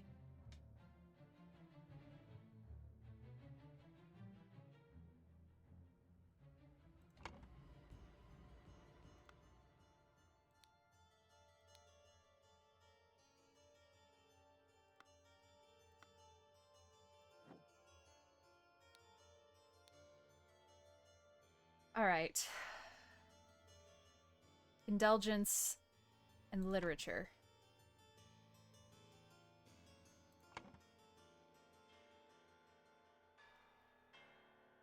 So this should be 7.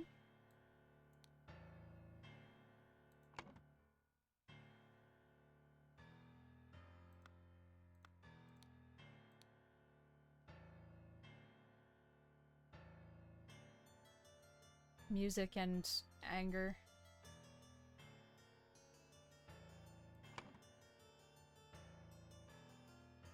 Music and emotions. So we need 9. So 2. Great. All right.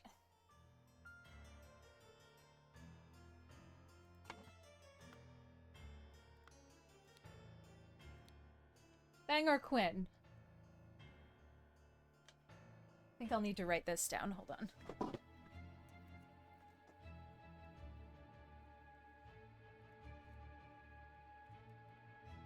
So we've got lie, art, emotion,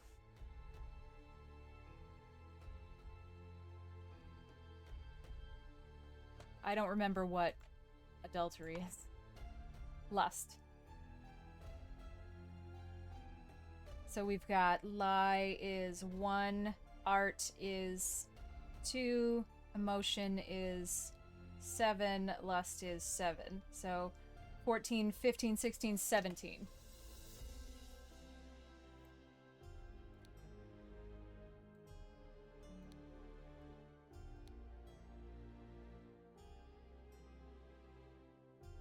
Let's do Lothar Richards next.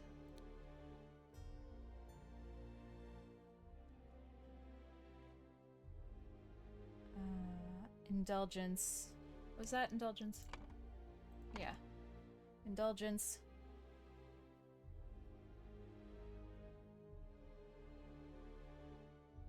Emotion.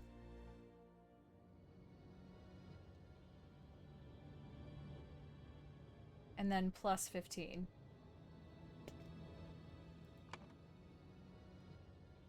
So indulgence is -7. Emotion is -7. So he's at +1.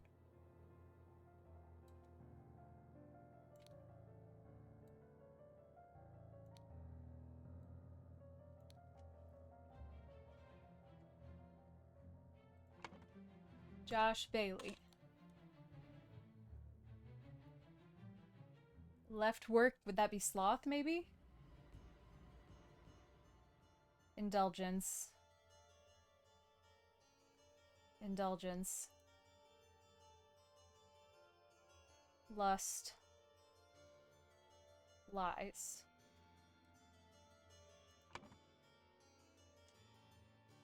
Okay. -7. -7. Wait, no, sloth, sorry, is -3. -7, -7. Lust is -7. Lies is -1. 14. I know how to count. 25.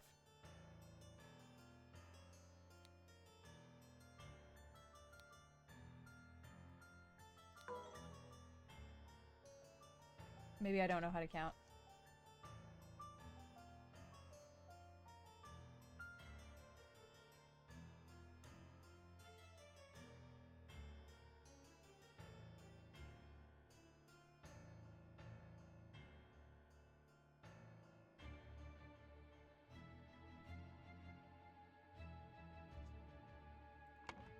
Okay, left his work at the tannery early.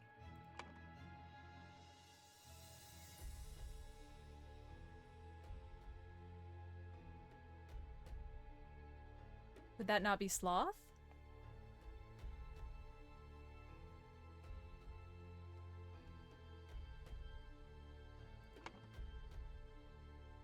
Drank excessive amounts of gin. Indulgence.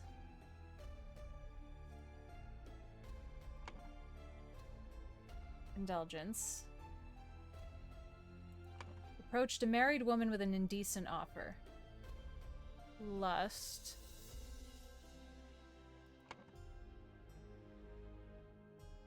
Oh, denied 4 times, maybe? So maybe 4 lies?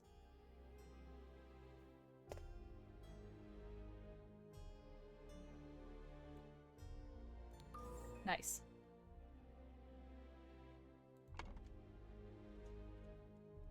Okay, Horace Webb. Sloth. Lies. Literature. And plus 200. Sloth is -3. Lies is -1. Literature is -1. So... How do we fill that in? 15 books.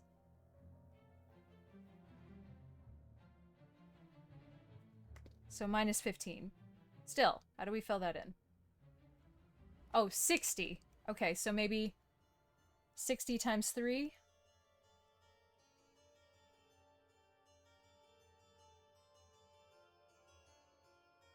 $180.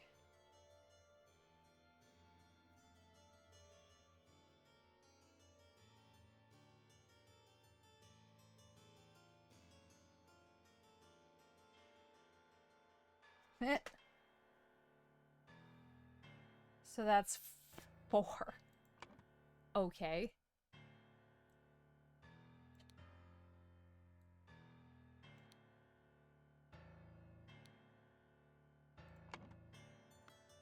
Gideon Bell. Fashion. Emotion. Times 10. Sloth. Times 5.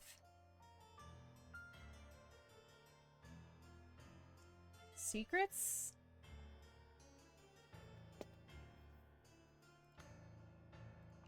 Okay, so fashion is 2.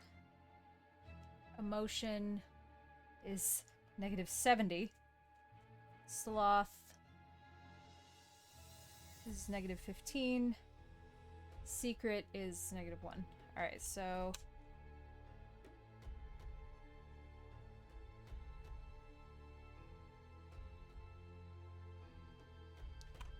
-87?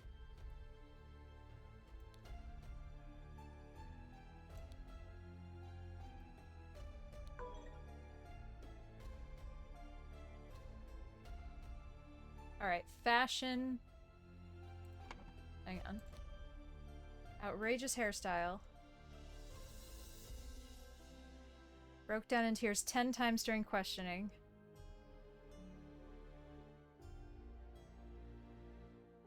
Five instances of job skipping.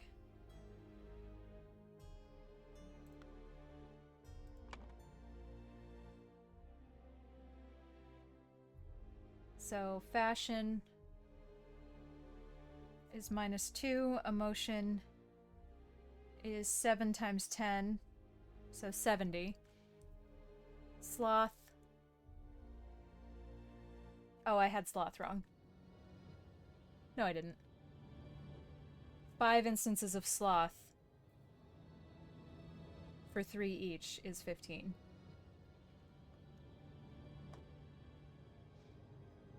And then secret is 1. So that is...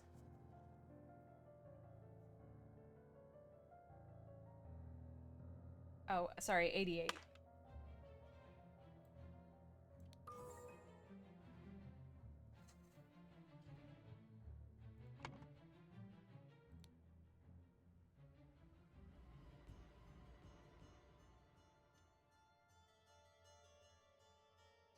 Walter. Flirted 3 times with a married woman. Lust. 3. Fashion. Times 5. Lie. See, this seems weird because this seems lower than everyone else. Lust is 7 times 3. 21. Fashion. 5 fashion. At 2 each is 10. And then lie is 1. 32.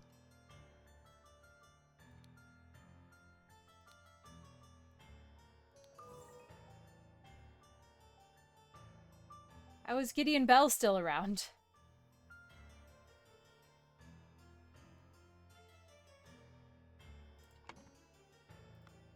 Alright, how many years have passed?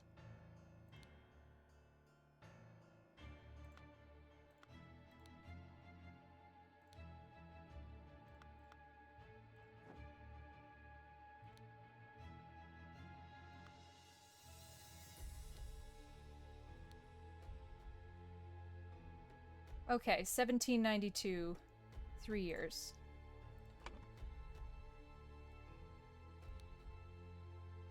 Three years have passed since the Order Party has seized power. During a tribunal, Walter Keene is judged to have the largest... Well, I guess it's not Walter Keene then.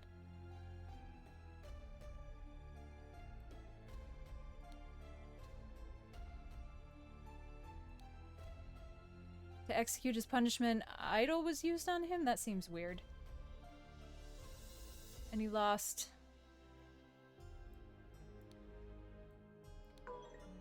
Huh.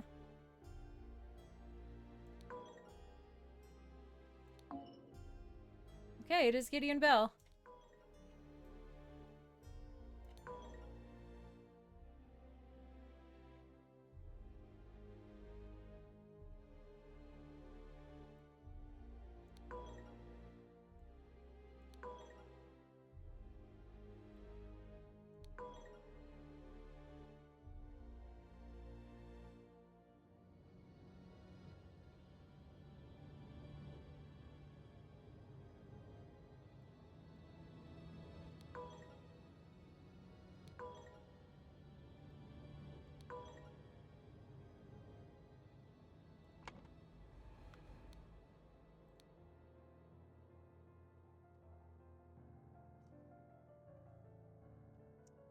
All right.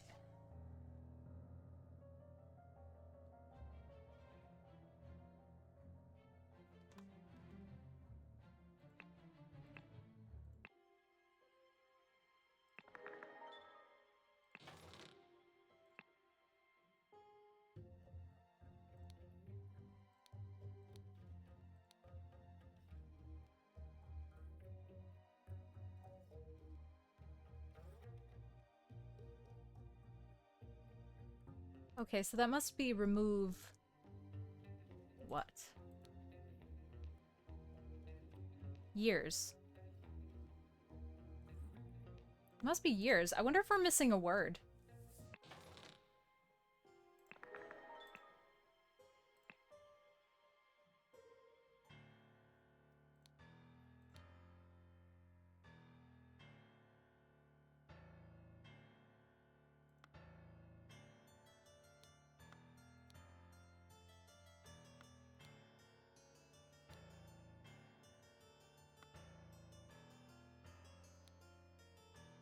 Do I? Where? Oh.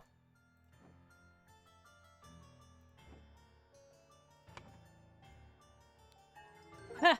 Nailed it. Sorry. 46 out of 46? Oh, never saw that. Okay. The Order Party has seized power and now enforces the four maxims of virtue. The young Duke, Gideon Bell, was judged during the tribunal to have lost 88 merits. The High Arbiter of the party, Lazarus Hurst, used the idol to decrease Gideon's youth by 88 years, thus making him 108, which resulted in his death.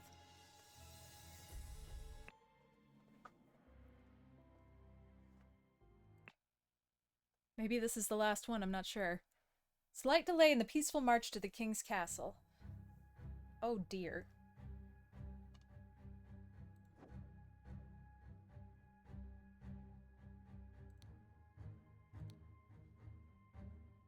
Party Camp, Bellwood Crossroads, Cloudsley Cabin, Little Mermaid Inn, Blackfield Manor, Lover's Islet, Belchester Castle.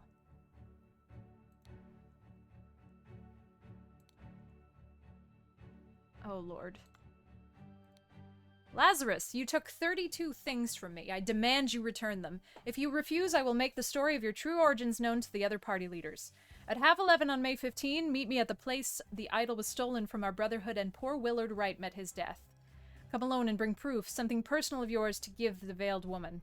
Tie your reply to the pigeon and release it from the cage. It will find me. Walter Keane. Ambitious and inventive, but treacherous, as many smart people are. James Turner. Greedy and hedonistic, requires constant material motivation to cooperate. Alistair Coke. Pompous and vain, but being a military man is ready to obey and ready to kill. Nicholas Maker. Cowardly but dutiful, useful up to a limit. David Gorin. Since his success at the Mermaid Inn, has proven to be resourceful and a discreet professional. So this is Edward Crowley. Edward Cloudsley.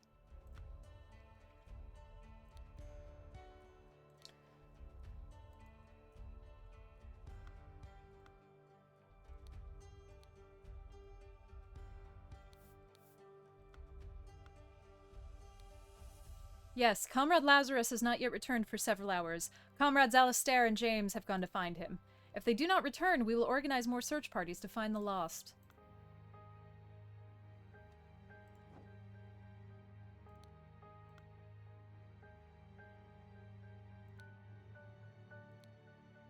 The regime has to fall. It has taken everything from me.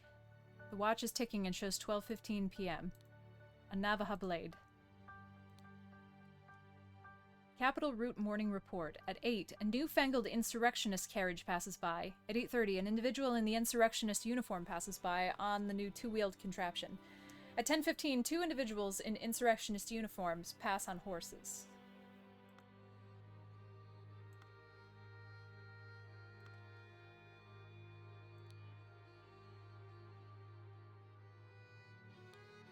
Why are you not working, you worthless piece of garbage? I'm doing the same thing I saw Lazarus do during the merit executions. Oh, it's broken. She broken. A slightly dented saber.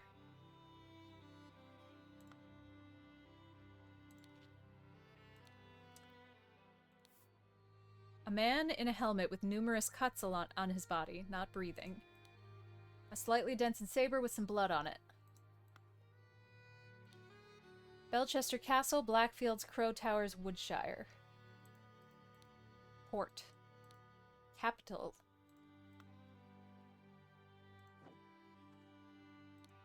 A newly invented transportation device.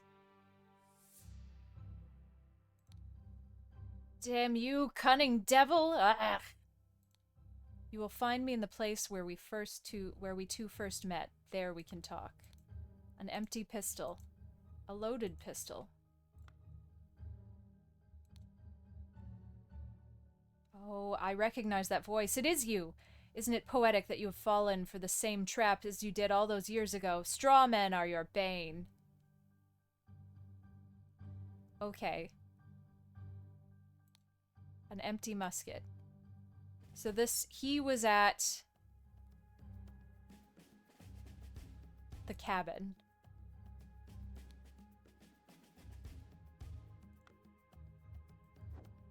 Oops. This is the cabin. bullet lodged in the wall. A scarecrow with a hole through its head.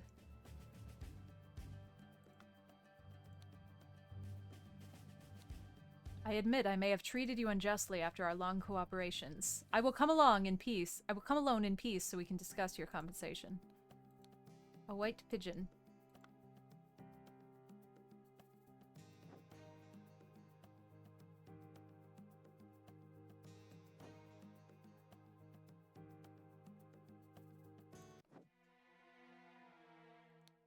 A pile of mangled and burned corpses. An empty cannon.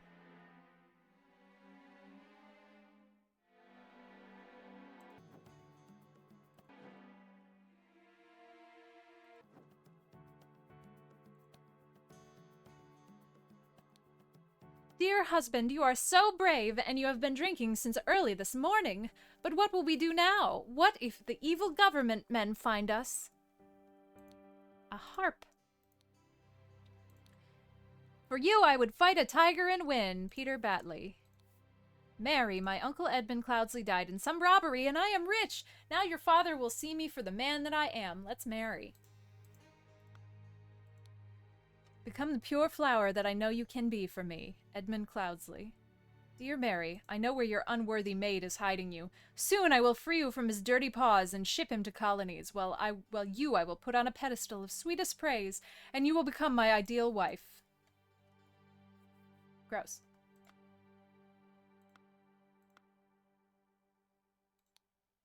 Worry not and continue the feast, wife. Nothing can stand in my way. I will kill our enemies wherever we go. A horse race betting slip. An almost empty whiskey flask. A small sword. I have some small but pressing business to attend to at the property of our late brother Sebastian, the previous Proudview steward. I will be back at the camp for our 10 o'clock strategy meeting as planned. Lazarus.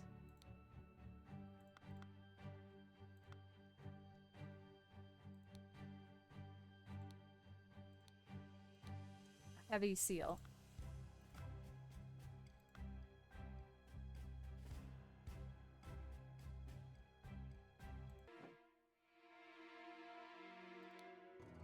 Nonsense, I'm not an idiot, but real men like us could beat those order party ninnies even without any weapons. A hand of cards, 2 Albion francs, a small sword.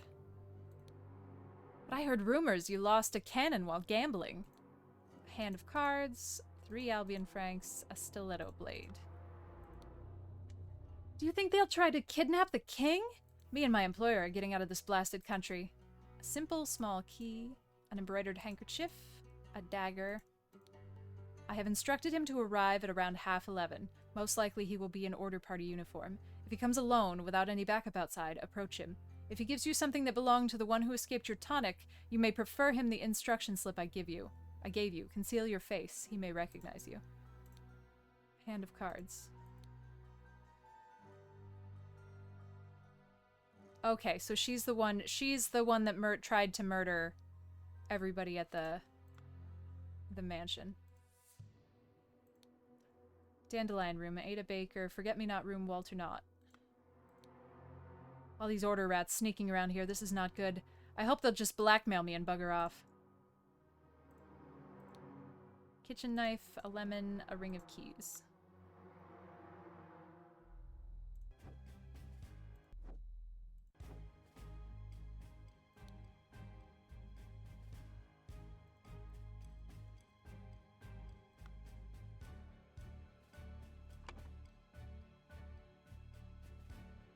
Oh boy.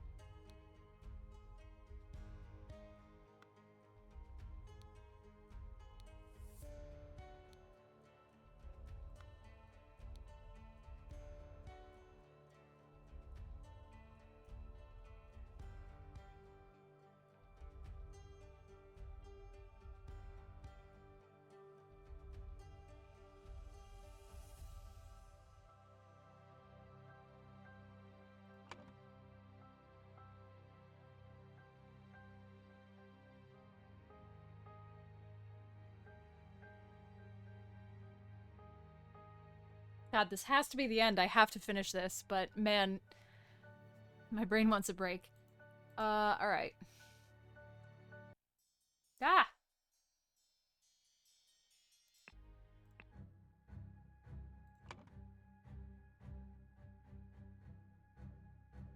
Oh, are these... Yep. That's cool.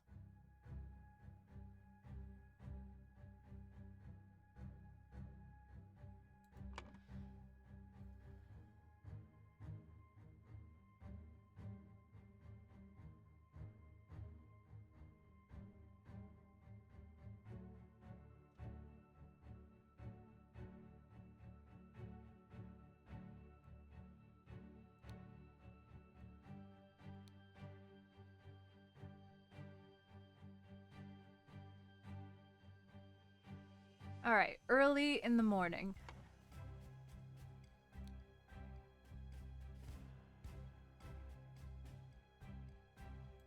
I think Lazarus left early in the morning.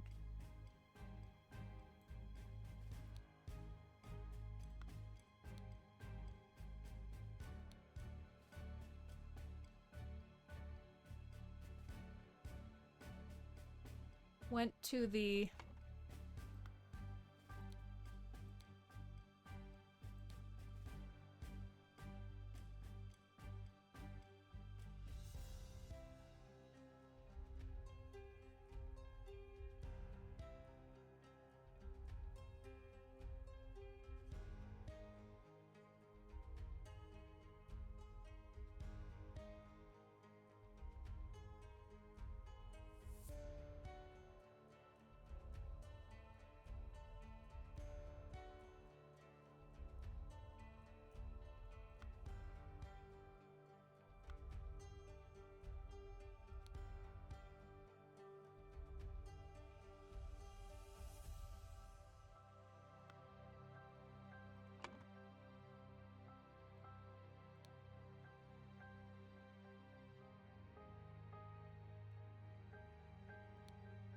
Lazarus Hearth went to the crossroads to fight.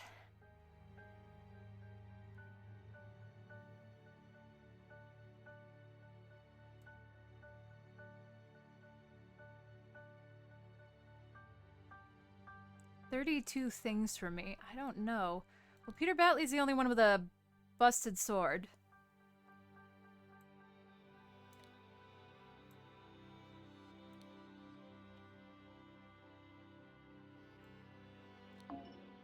Okay, not correct.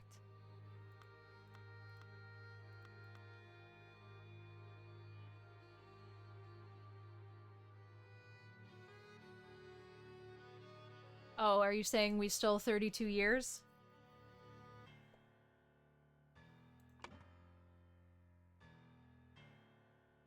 So that's Walter Keane.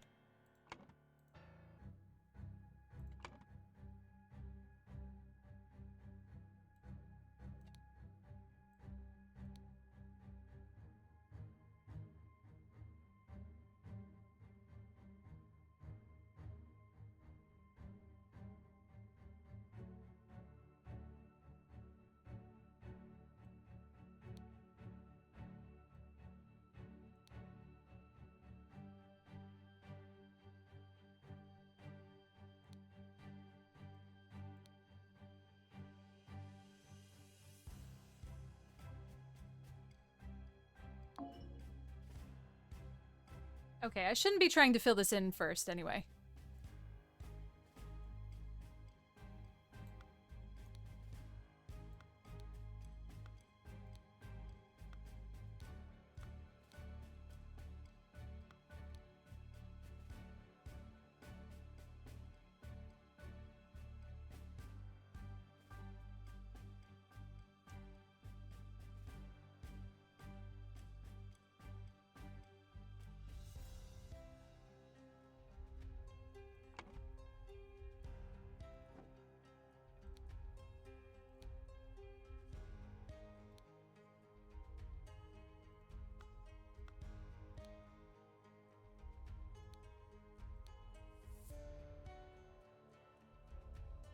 Okay. 2 people passed by at 8. separately. But they were on bikes.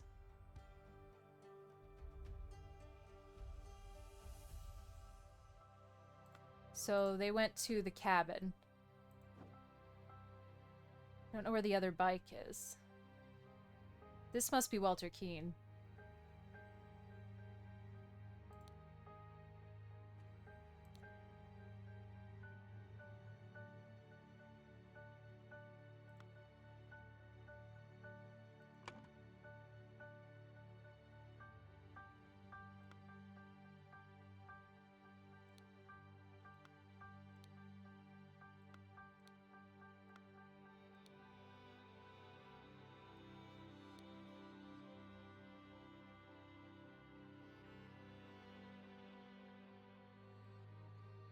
Peter has been drinking all day, so he must have killed someone early.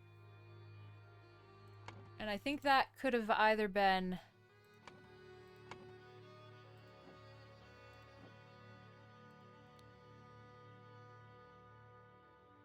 Alistair or James.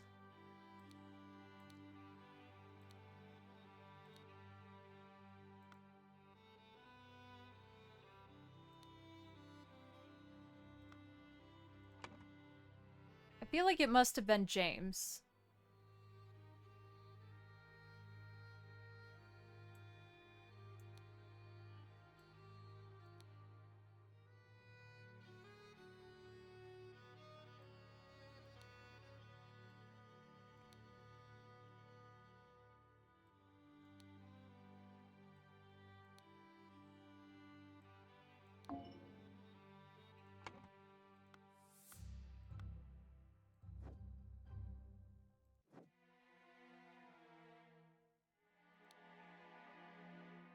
This is more than one person, though.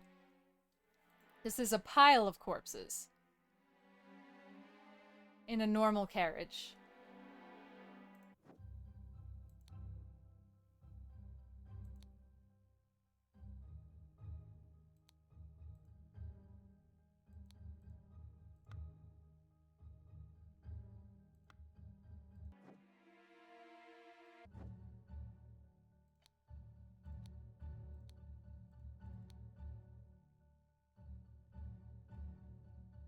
Well, Edmund Clousley has nothing to do with this.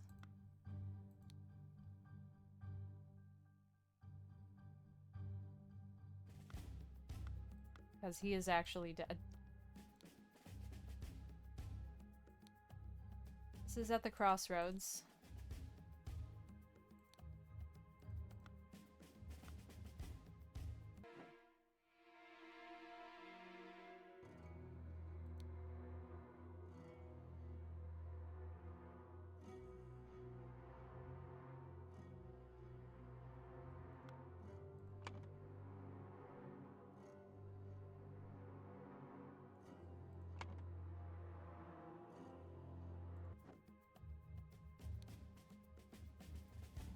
Oh, Alistair's still alive. Yeah.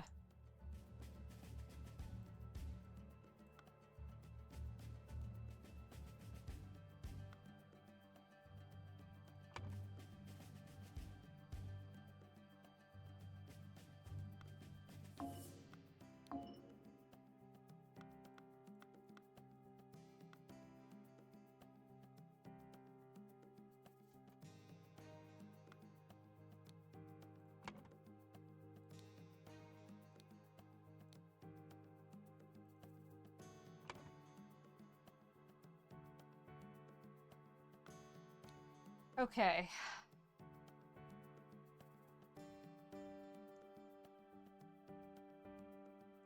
JT's horse is running loose.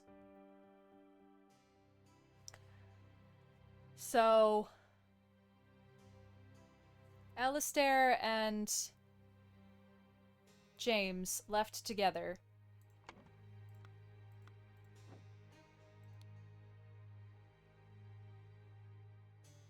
But it doesn't say that they left on the same conveyance.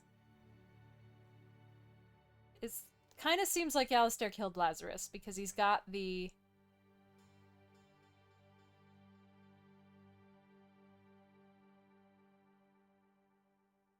the idol, but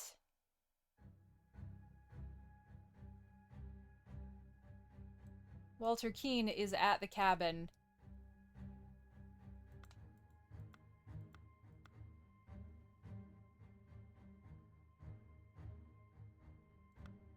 Why would he kill James Turner? That doesn't make any sense. Okay.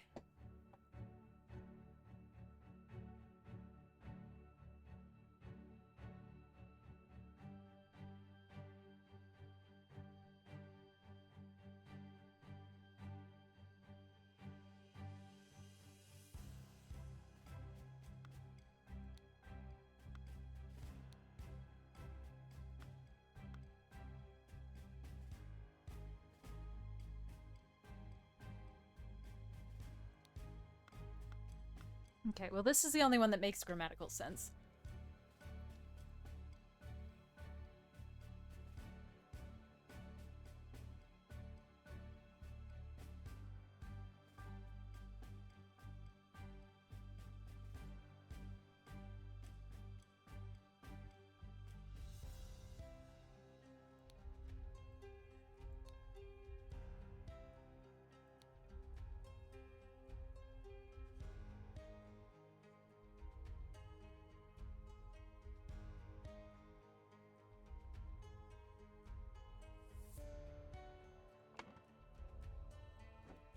What is the innkeeper's name? Does it matter?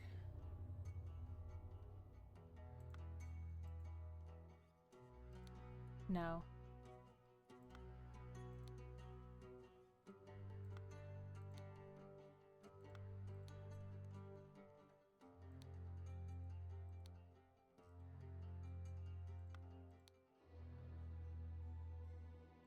I don't understand why we have Edward Cloudsley's handkerchief.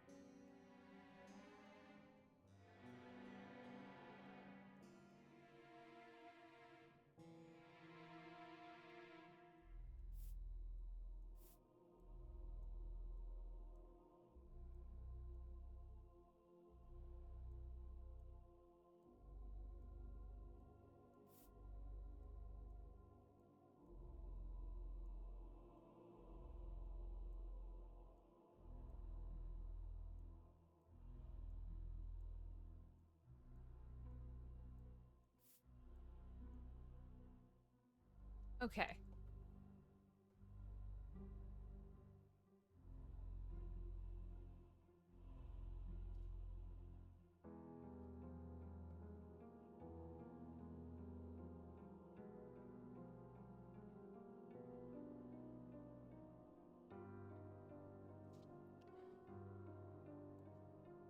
Before noon, Alistair Coke and James Turner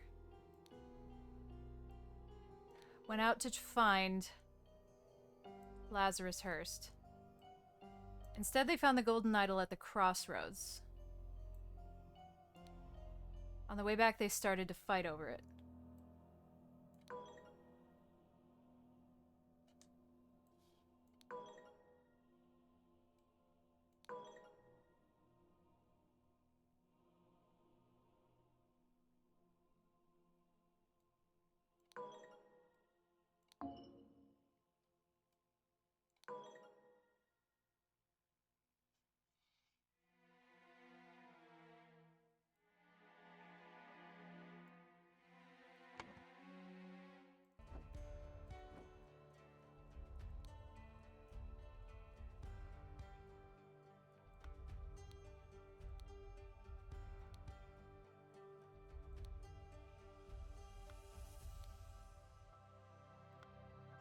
Yeah, James Turner, that's right.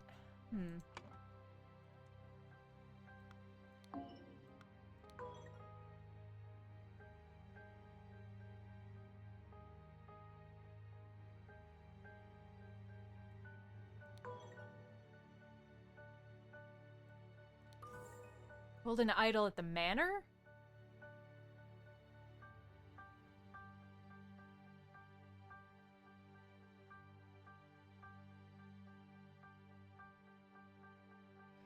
Okay, Alistair Coke killed James Turner.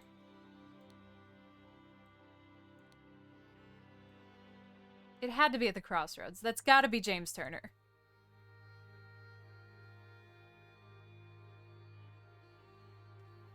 In the afternoon, Walter Keane killed Lazarus Hurst at the cabin.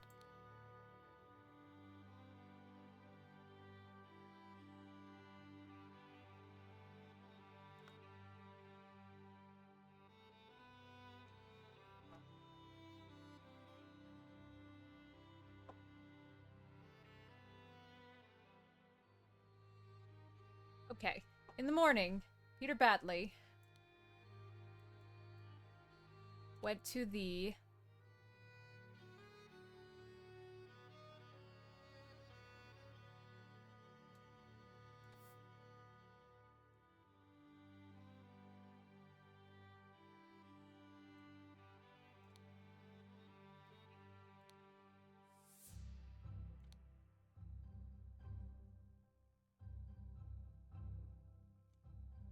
Why did Peter kill anyone? Other than someone who's not here.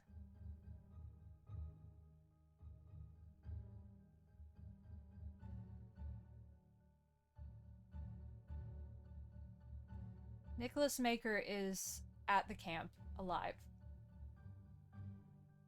David Gorin? But why?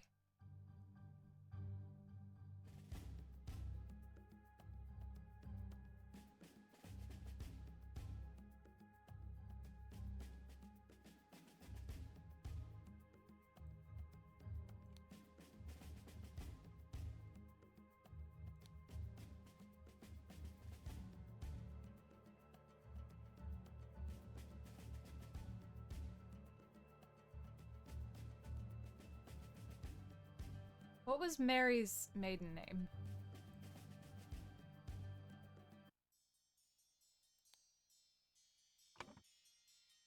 Richards.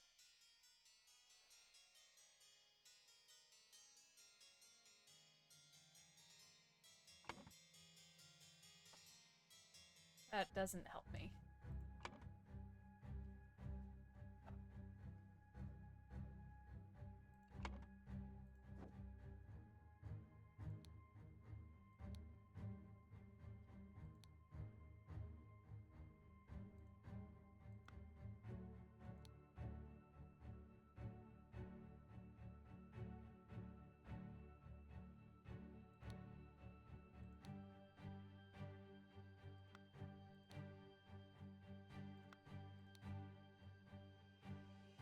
Okay, so this was 1788. This is 1795.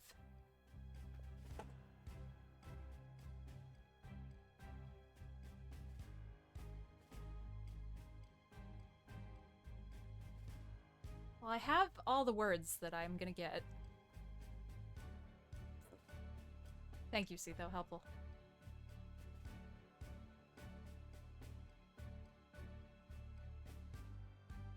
Okay, I think I'm getting hung up on this for no good reason.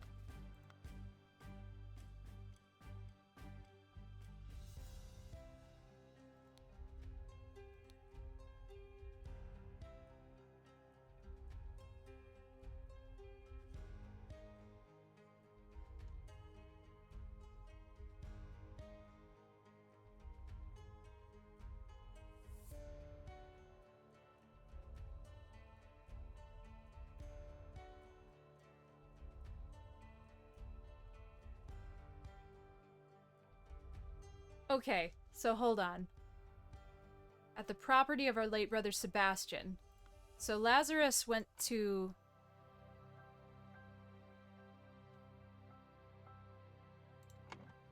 Lazarus went to the manor.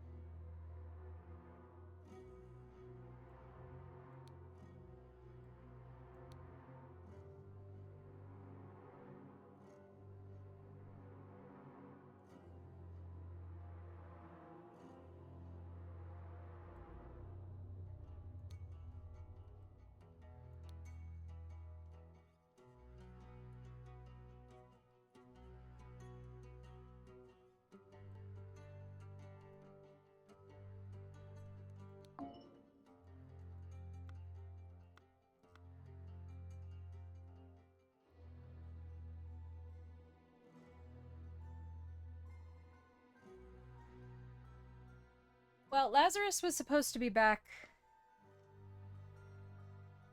way earlier.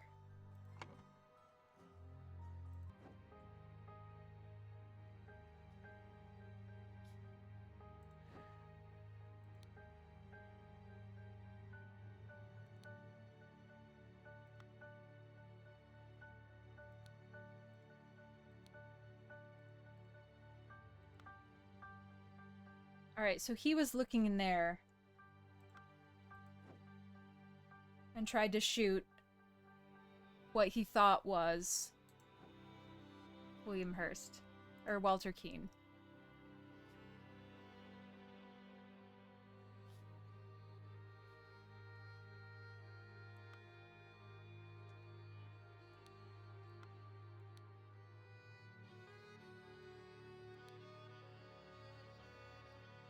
Lazarus Hurst went to the cabin to kill Walter Keene. Because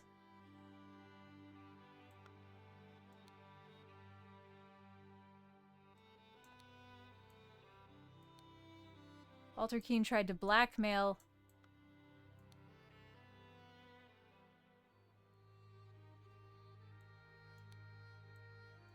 Lazarus Hurst.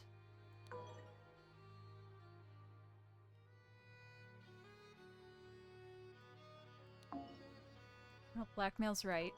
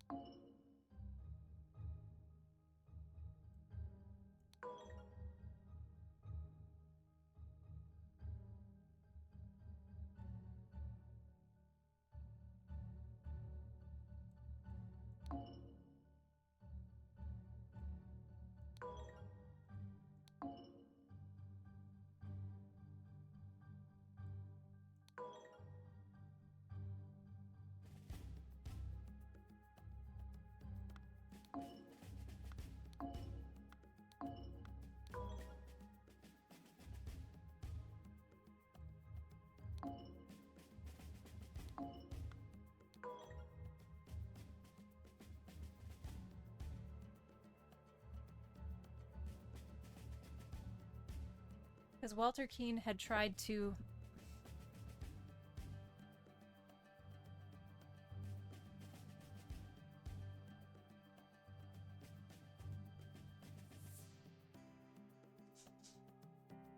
That is the cabin, right? I'm not...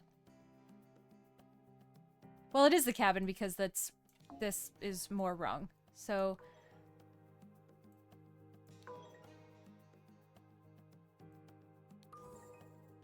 David Gorin? What?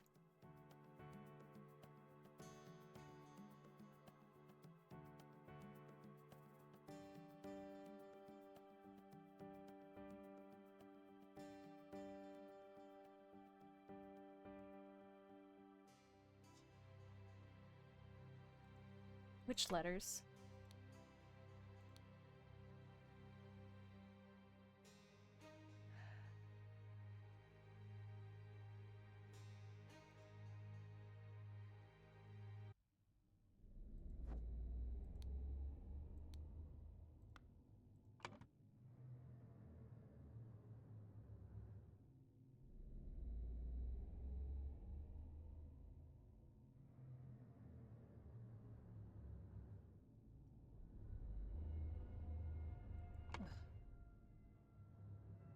Okay.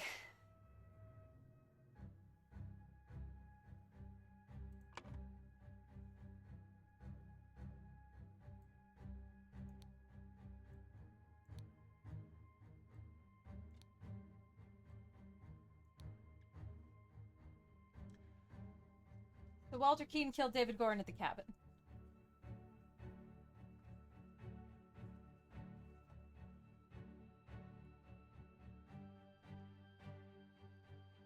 James Turner and Alistair Cook find Lazarus Hearst. Went out to try to find Lazarus Hearst. Instead, they found the Golden Idol at the manor. On the way back, they started to fight over it. So did Peter Batley kill Lazarus Hearst because he thought he was... Because he's a stupid dumb shit?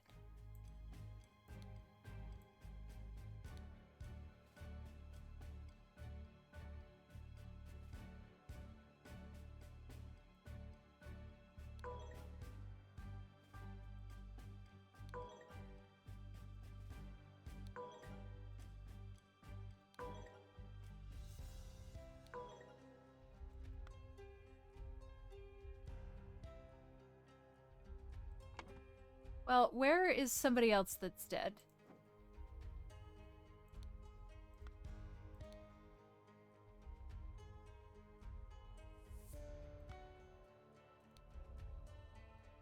Somebody's dead at the crossroads. Somebody's dead at the cabin. Somebody's dead at the manor.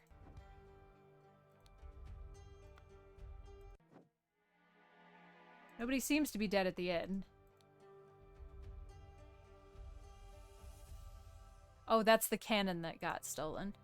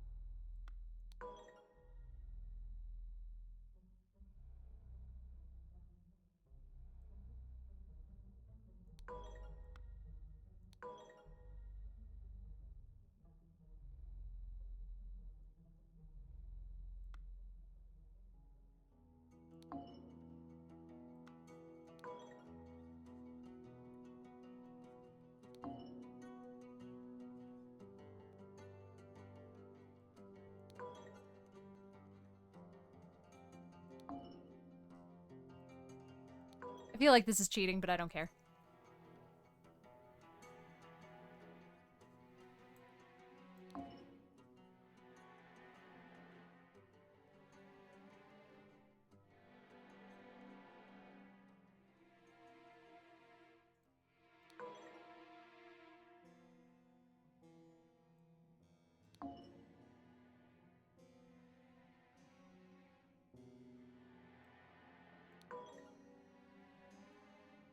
Oh, I just keep... That's where I couldn't find manor.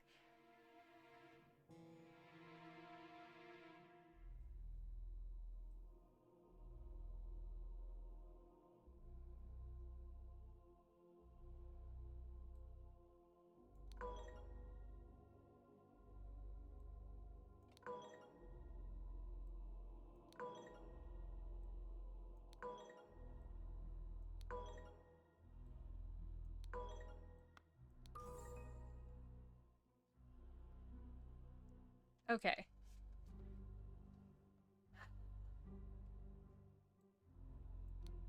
Peter Batley went to the manor to kill... Oh, Lazarus Hurst. Lazarus was going to the manor. Because Peter Batley wanted to have... the ideal wife. No?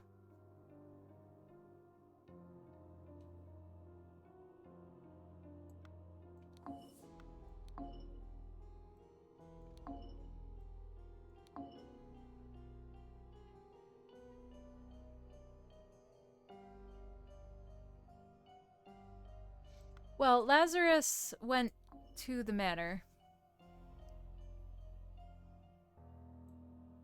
to kidnap Mary Batley?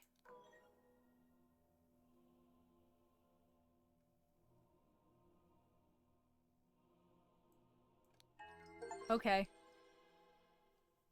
Before storming the king's castle with the Order Party, Lazarus Hurst led his men to Sebastian Cloudsley's old manor in order to kidnap his long-lost love, Mary Batley, who was hiding there with her husband, Peter Batley. I feel like that wasn't... I guess, because I guess he got the manor after... I don't know, I just feel like it was... It could have been clearer, definitively clearer, before, like, this scene, that Edmund Cloudsley was actually dead. And that wasn't a lie, but maybe I'm just... Maybe I shouldn't have assumed that there were lies, because there really weren't that many outright lies. Upon entering the manor, Lazarus and his troops were confronted by a drunk Peter and the cannon he had won while gambling. Ah, I missed that. Peter blew up Lazarus, breaking the idol, and then fled the scene with Mary. Got it.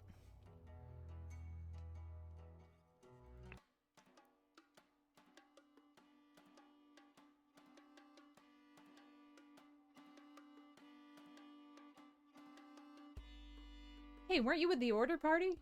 Oh, no, no, no. I was never part of that ghastly organization. Oy, I can take this gilded brass trinket for scrap metal. You can have 3 sous for it and call yourself lucky.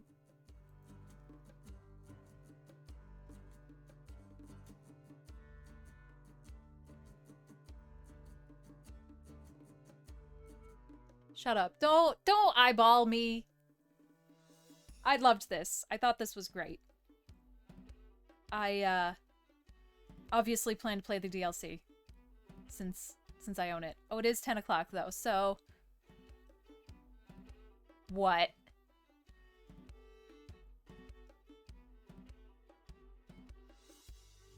Oh, no, is there an epilogue? No, it's 10! I need tacos! Is it long?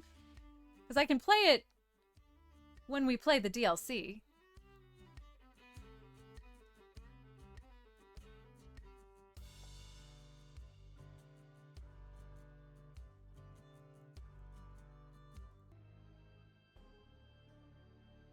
Okay. I think it would be good... Well, I'm tired and I want tacos, so I'm gonna save this for when we play the DLC, which honestly will probably be tomorrow. And then Thursday we'll try to pick at Elden Ring a little bit more. Lord help us. And, yeah, we'll go from there. No, I really like this. I really do. I kind of wish that they wouldn't get quite as complex as that last one, because it just kind of gets to a certain point where I can't think of the answer, so I just start swapping out words, which is my fault. I'm choosing to do that, and that's a decision. So I can't say, how dare the game let me make my own choices, but, you know. But anyway, thank you so much for hanging out with me. I really appreciate it. I will see you next time. I hope you all have tacos, or something equally as good. That is true.